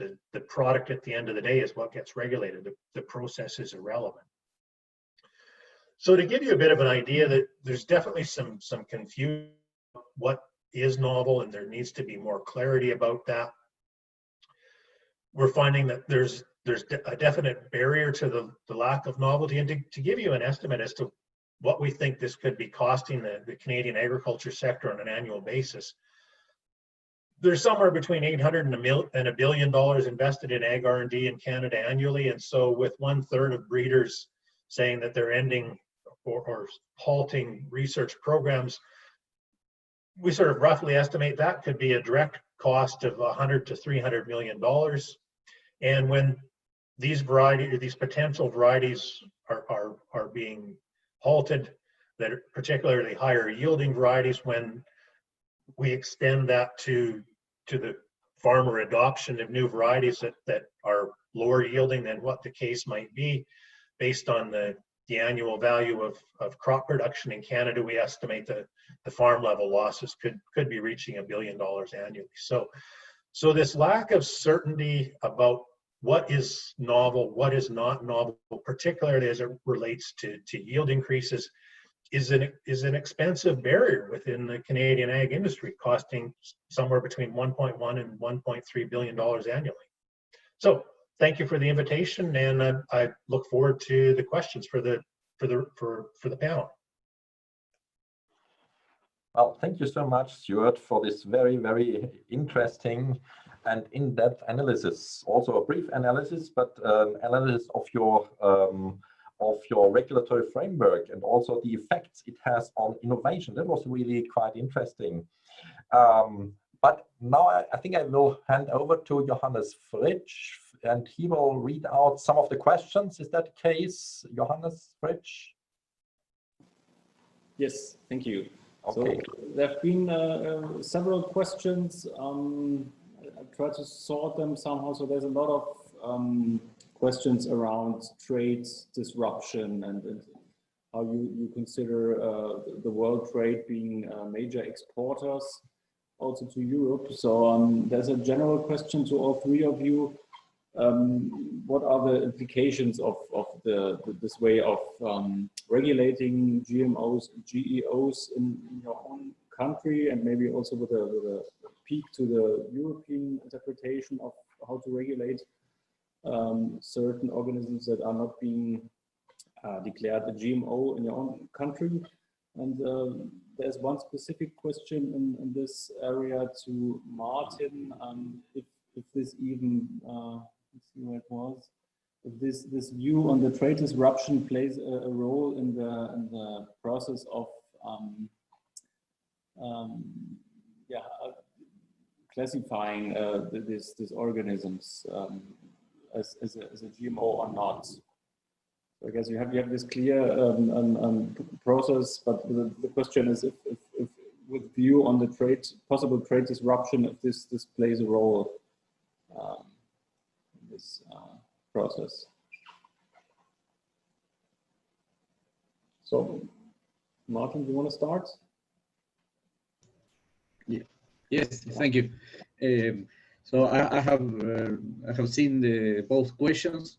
As regards to the question by Dr. Detlef Barsch regarding public records on genome edited products, as I have explained, with genome editing you can produce different kinds of products, and the regulated articles in Argentina are GMOs, and the other articles are conventional varieties that also have their own regulation.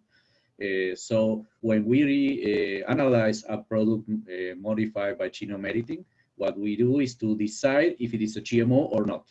So, and each one of those has its own registers. So either you will find them under the GMO registration process and public records, or you will find it under the conventional products registration and public records. We do not recognize a third category, and therefore there is not a third record of gene edited. So it's either, after the assessment, is either a GMO or a non-GMO. Then the other question that was addressed to me by Dr. Hirsch-Kletter is about trade disruption. As he said, it's not easy right now to make a prediction of if there's going to be trade disruption. For instance, in the case of GMOs, we did have trade disruption, and we did have a WTO panel on GMOs. I was part of the Argentine team that was defending the country interest in that panel. So in there, we did have trade disruption and trade dispute. But more recently, in regards to animal cloning, for instance, in Argentina, we had a very different, Argentina, US, Brazil, Australia, we had a certain understanding of the safety and other considerations pertaining animal cloning. In the EU, it seems to be different, and that was perhaps also leading to a potential clash. But in the end, at least what is in regards to Argentine users of the technology, they just decided not to use it in order to avoid any clash with the EU. So it's In regards to genome editing, we're at a very initial stance. We don't know how many of these products will be on the kind of crops that are exported to the European Union. But also, in my very personal view, the situation in the European Union is not clear. But even when there is this ruling by the European Court of Justice, it has to be taken into account that in the past, national authorities have a very different interpretation when they have to handle applications for field trials. Also, we have official scientific analysis commissioned by European Commission that had a different interpretation. And finally, that the EU is not using the Cartagena Protocol definition. They are using a definition of their own. So if we are heading to a trade dispute, it may be because Europe has to didn't revise its own policies. Thank you. Thank you so much, Martin, for this explanation. I think there are questions to all speakers. So we may choose questions to Margaret concerning the US regulatory system. Yes, so there was also this question to all, how do you see implications for trade disruption? Also the same question to Margaret, and there's some specific questions to you. For example, what was the reasoning for this self-determination in this new 2020 regulatory approach? And there's a second one which goes to the same direction, I think. To what extent does the new rule proposed by the EPA align with the rule already implemented by the USDA? Yeah, as to trade, I raised that kind of briefly in my slides, and I think, you know, because the importing country rules have to be followed, I think there could be some trade disruptions with genome edited crops. So far as I know, there's only one that's planted commercially in the United States. It's a calyxed soybean, and it's grown in a closed loop, so that farmers will plant and sell it to the company. And I read recently that there are some restaurants in Minneapolis that are now using that soybean oil. But as far as I know, that's the only crop being produced commercially. So the trade problems are in the future, but I think the whole question of varieties that leave no markers and you know, the whole questions of labeling and traceability will be really, really difficult in the future, assuming that the EU doesn't create a more supple regulation. Now, the next question has to do with the self-determination and the purpose of that. I think that the USDA decided that crops that are raised or bred in conventional breeding have been subject to very little oversight, and that because the result is similar with GEOs, that like products should be regulated alike. And the self-determination is really focused in part on regulatory relief when it seemed clear to USDA that there was no harm to happen from these organisms. And also, it avoids a lot of redundant evaluation by USDA, so USDA can actually focus its emphasis on the crops that really do need careful evaluation. The other aspect of this is that, in fact, APHIS believes that most developers will actually ask for a letter of confirmation, which is a kind of review, because there will be details about the crop in the inquiry letter, and USDA will have a chance to evaluate it. The question about the Environmental Protection Agency and its proposed regulations, just to give you some background, the Environmental Protection Agency governs genetically engineered organisms that carry pesticides, which they refer to as plant incorporated protectants. And it regulates under the pesticide law, and residues in food are regulated under the Food, Drug, and Cosmetic Act. the regulation that was proposed at the beginning of September still hasn't appeared in the Federal Register. I've been looking for it every day. But it proposes to exempt these plant incorporated protectants based on sexually compatible plants created through biotechnology. That's the language from kind of the summary of that. If there are no greater risks than safe PIPs and they could have been created through conventional breeding, they'll be exempted from regulation. Again, there is self-determination proposed by the EPA, but interestingly, the EPA requires developers either to report to the EPA or to request confirmation. So they propose an additional step that goes beyond what APHIS has set in place. I think that's it. I think I got all those. Okay, thank you very much, Peggy, for this exhaustive explanation. There's also a question to Stuart Smythe, actually, by Jens Karman. I think we take that. Yeah. So there's two questions to Stuart. So one is, do you have any suggestion how to more clearly define novelty without being completely arbitrary? And the second question is, let me see, I think it was about, actually, there it is. So what about food from P&Ts that are not regulated elsewhere and that are imported into Canada? Are there examples of any trade issues over this?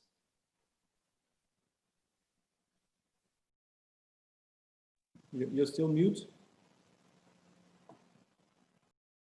Great, thanks for both those questions. So in response to the first one, what has been suggested is that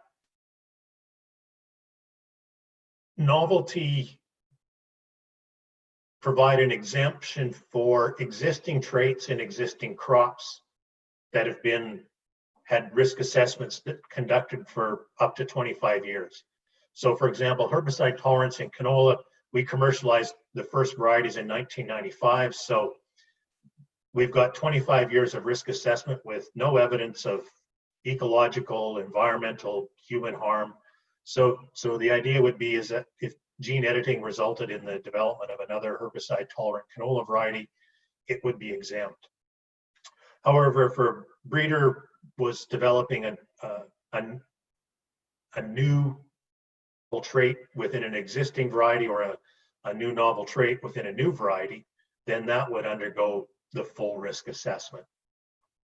And in response to the second one, so what Canada does is our regulatory agencies do conduct risk assessments on crops and food products that could never be grown in Canada. So we've approved genetically modified papaya, we've approved golden rice in the example of rice, in case some golden rice commingles with other rice, then if it's detected in an import into Canada, we've already conducted a risk assessment and approved it, so there are no trade disruptions. So the Canadian regulatory agencies have been quite realistic of potential trade disruptions and conducted risk assessments on crops that simply would never be grown within Canada, but certainly would be a common import. Okay, thank you. There are some very specific questions, if I may, or Professor Dera, you have a question? There's one question actually to all three speakers by Kai Punhagen. Perhaps we may ask this question to all three speakers. Are there any possibilities in the legal systems presented to take into account potential and yet unknown future benefits in the regulation of GMOs? So on the question not about risks, but rather to benefits and how they are taken into account, even if they are only potential and yet unknown. Would anyone like to ask or give an idea? Margaret was first. Sure. Well, I mentioned in my slides that in the new USDA regulation, there is this future proofing that actually allows for new exemptions. And presumably that is to have a process so that new GEOs, for example, things that could be achieved through conventional breeding, can be accommodated in the system.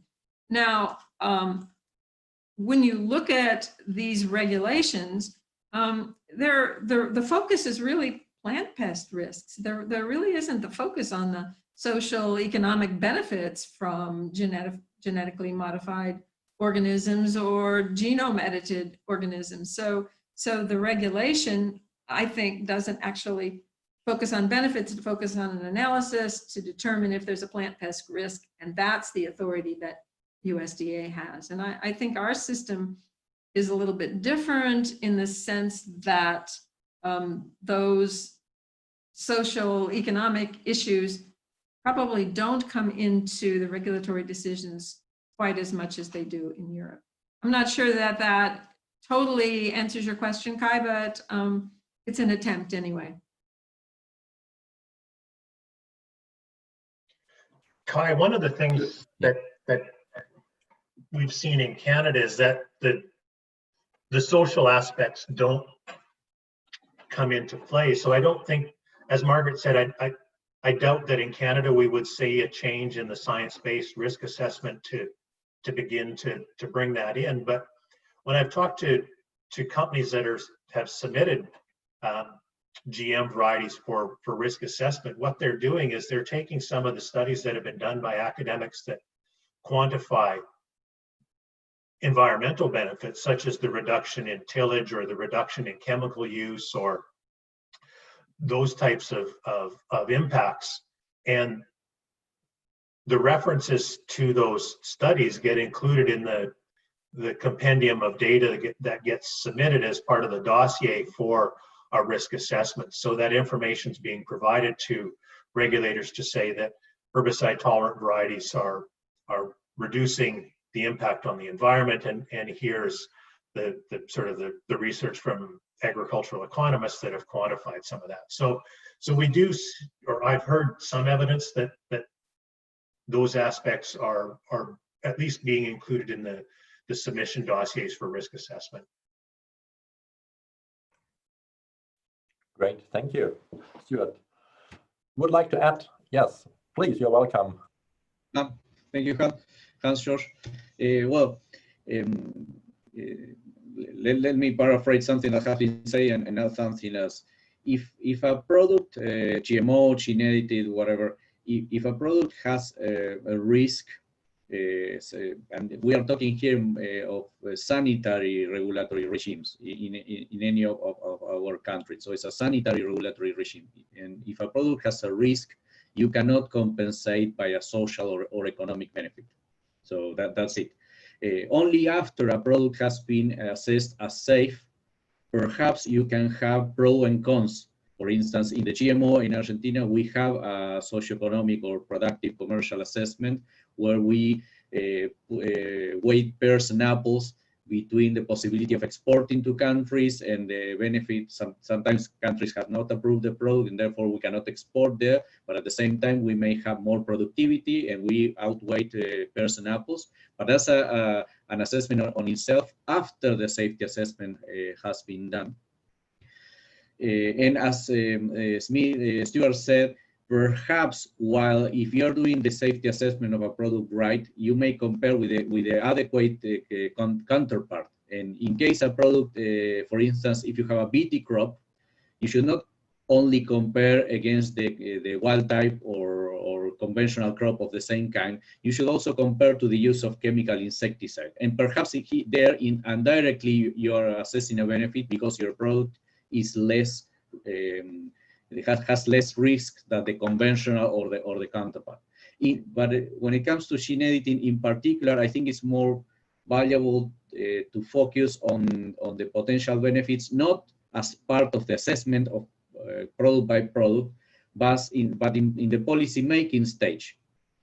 So if we approach the benefits to the policy makers, perhaps they will make a stronger effort not to over-regulate the products in general. I mean, the general benefits be used by policymakers to find the adequate regulation and not to over-regulate in general.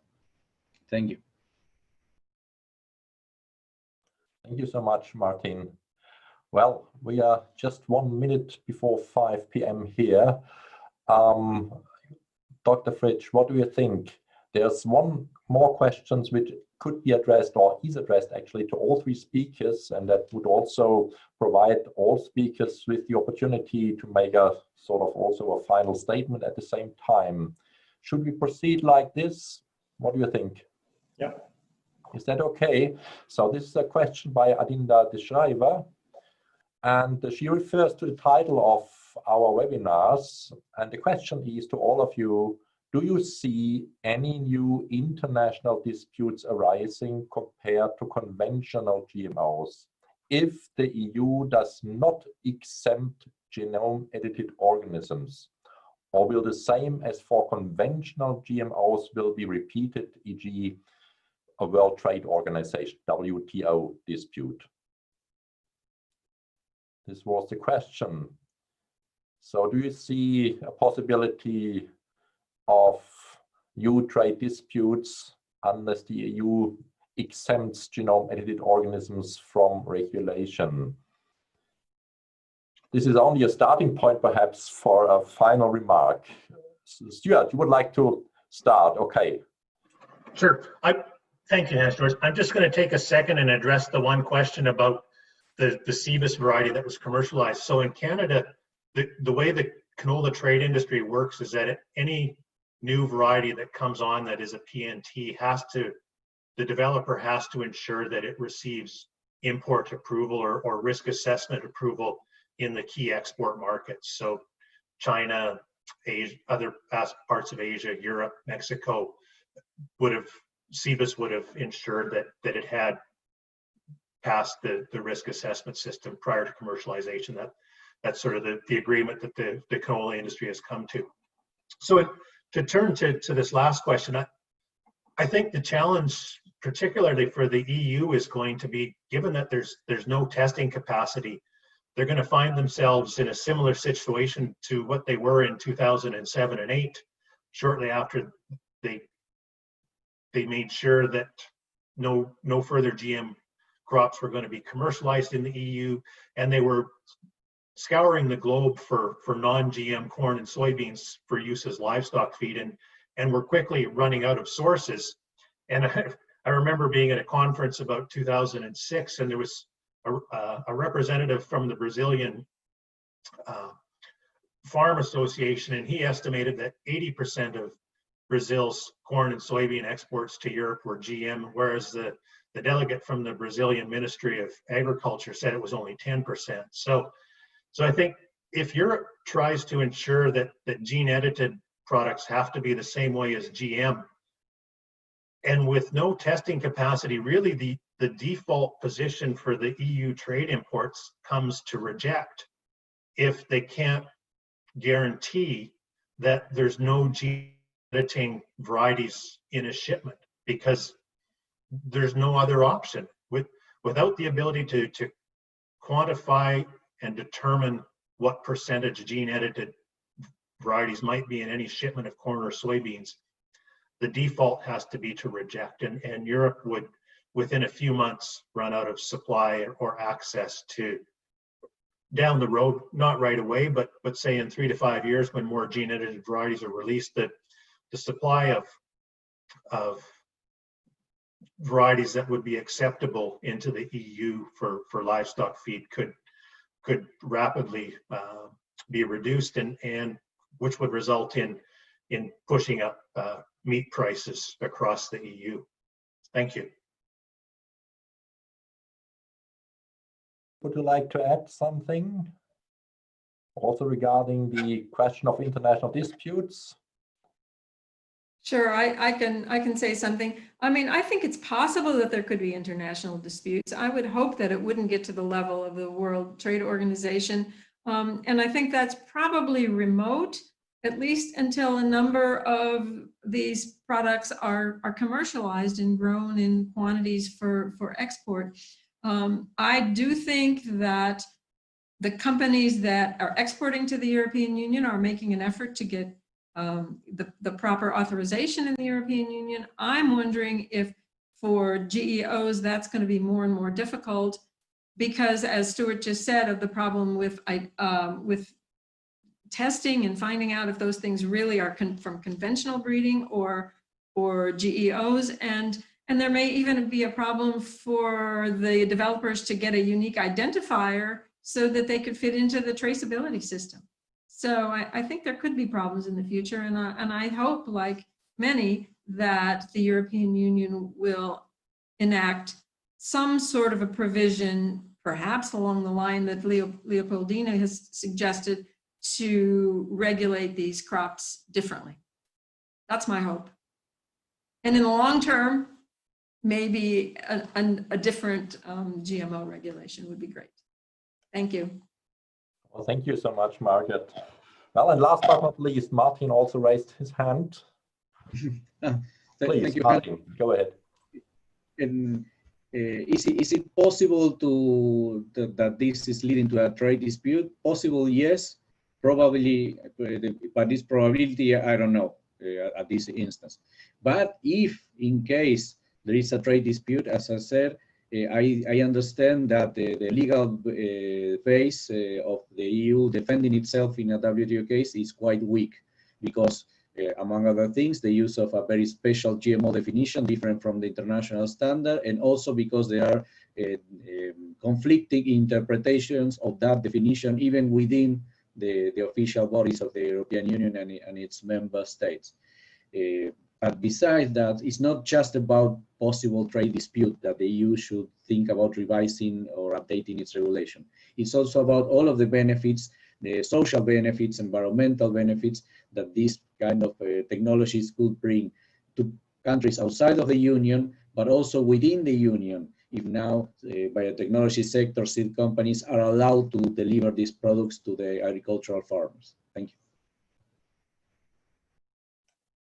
So thank you so much, Martin, for this last remark. Okay, so I think we're at the end of this session, also almost at the end of the conference. And thank you so much to all of you for your exciting talks, and also to all the participants and the audience for the very lively discussion at the end of these 2 days.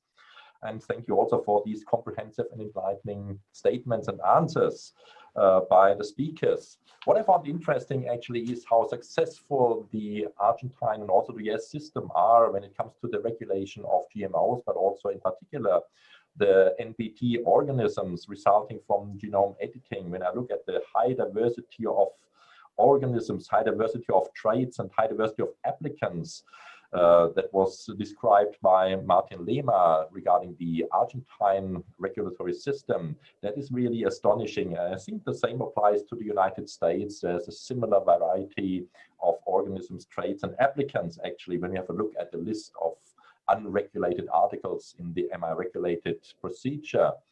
What I've found a little bit concerning actually is, or worrying, is Canada with its problem of novelty and the question of legal certainty. What is novelty? What is the meaning of novelty? And that lack of legal certainty could even prevent innovation. That was one of the messages actually I think I got from your talk, Stuart. That was also quite interesting to hear. So what we see in the end is actually that there's still that regulatory asymmetry between our transatlantic trading partners, Canada, the United States, Argentina, and many other South American states on the one side and the EU on the other side. And I think the call should be a call for a more harmonized regulatory approach globally, actually, and that would require more and enhanced regulatory cooperation among these trading partners.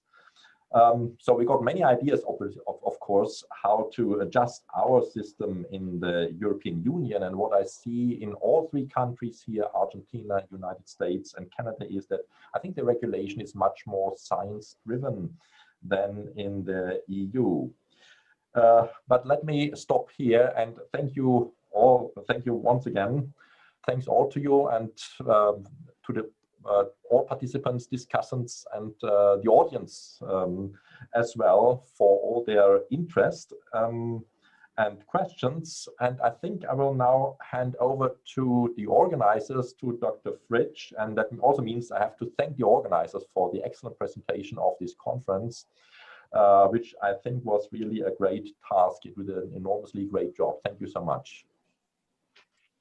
Yeah, thank you very much. Also in the name of Leopoldina and DFG, the two organizers of this international conference, I'd like to thank all the panelists and moderators for giving us their time and expertise, and also the attendees for all their attention. We actually had almost 500 attendees from more than 40 countries, very different time zones. Some people obviously got up in the middle of the night to see some of the presentations. I hope we were able to shed light on very different socioeconomic, environmental, political, and last but not least, scientific aspects of this very complex topic of regulating genome edited organisms, or genetically modified organisms, as you may call them. Yeah, thanks again for your attention and all your questions. I'm very sorry that we couldn't give all the questions to the referees. There were always too many in each session, and we had to sort them somehow. There were many people asking for the slides of the presentations. We will have all the videos and the slides on the website of the conference. You can see, or you can find the links on www.leopoldina.org/en/EU-genome-editing. And also in the conference program at the very end. Yeah, in the meantime, feel free to follow and retweet our postings on social media, and follow our ongoing work in providing independent, science-based advice to policymakers and citizens. I hope we will see you again at some other conference in person or virtually. And on behalf of the organizing team, I will want to give you our warmest regards and all the best wishes. And the conference is hereby closed. Goodbye and stay healthy. Bye-bye.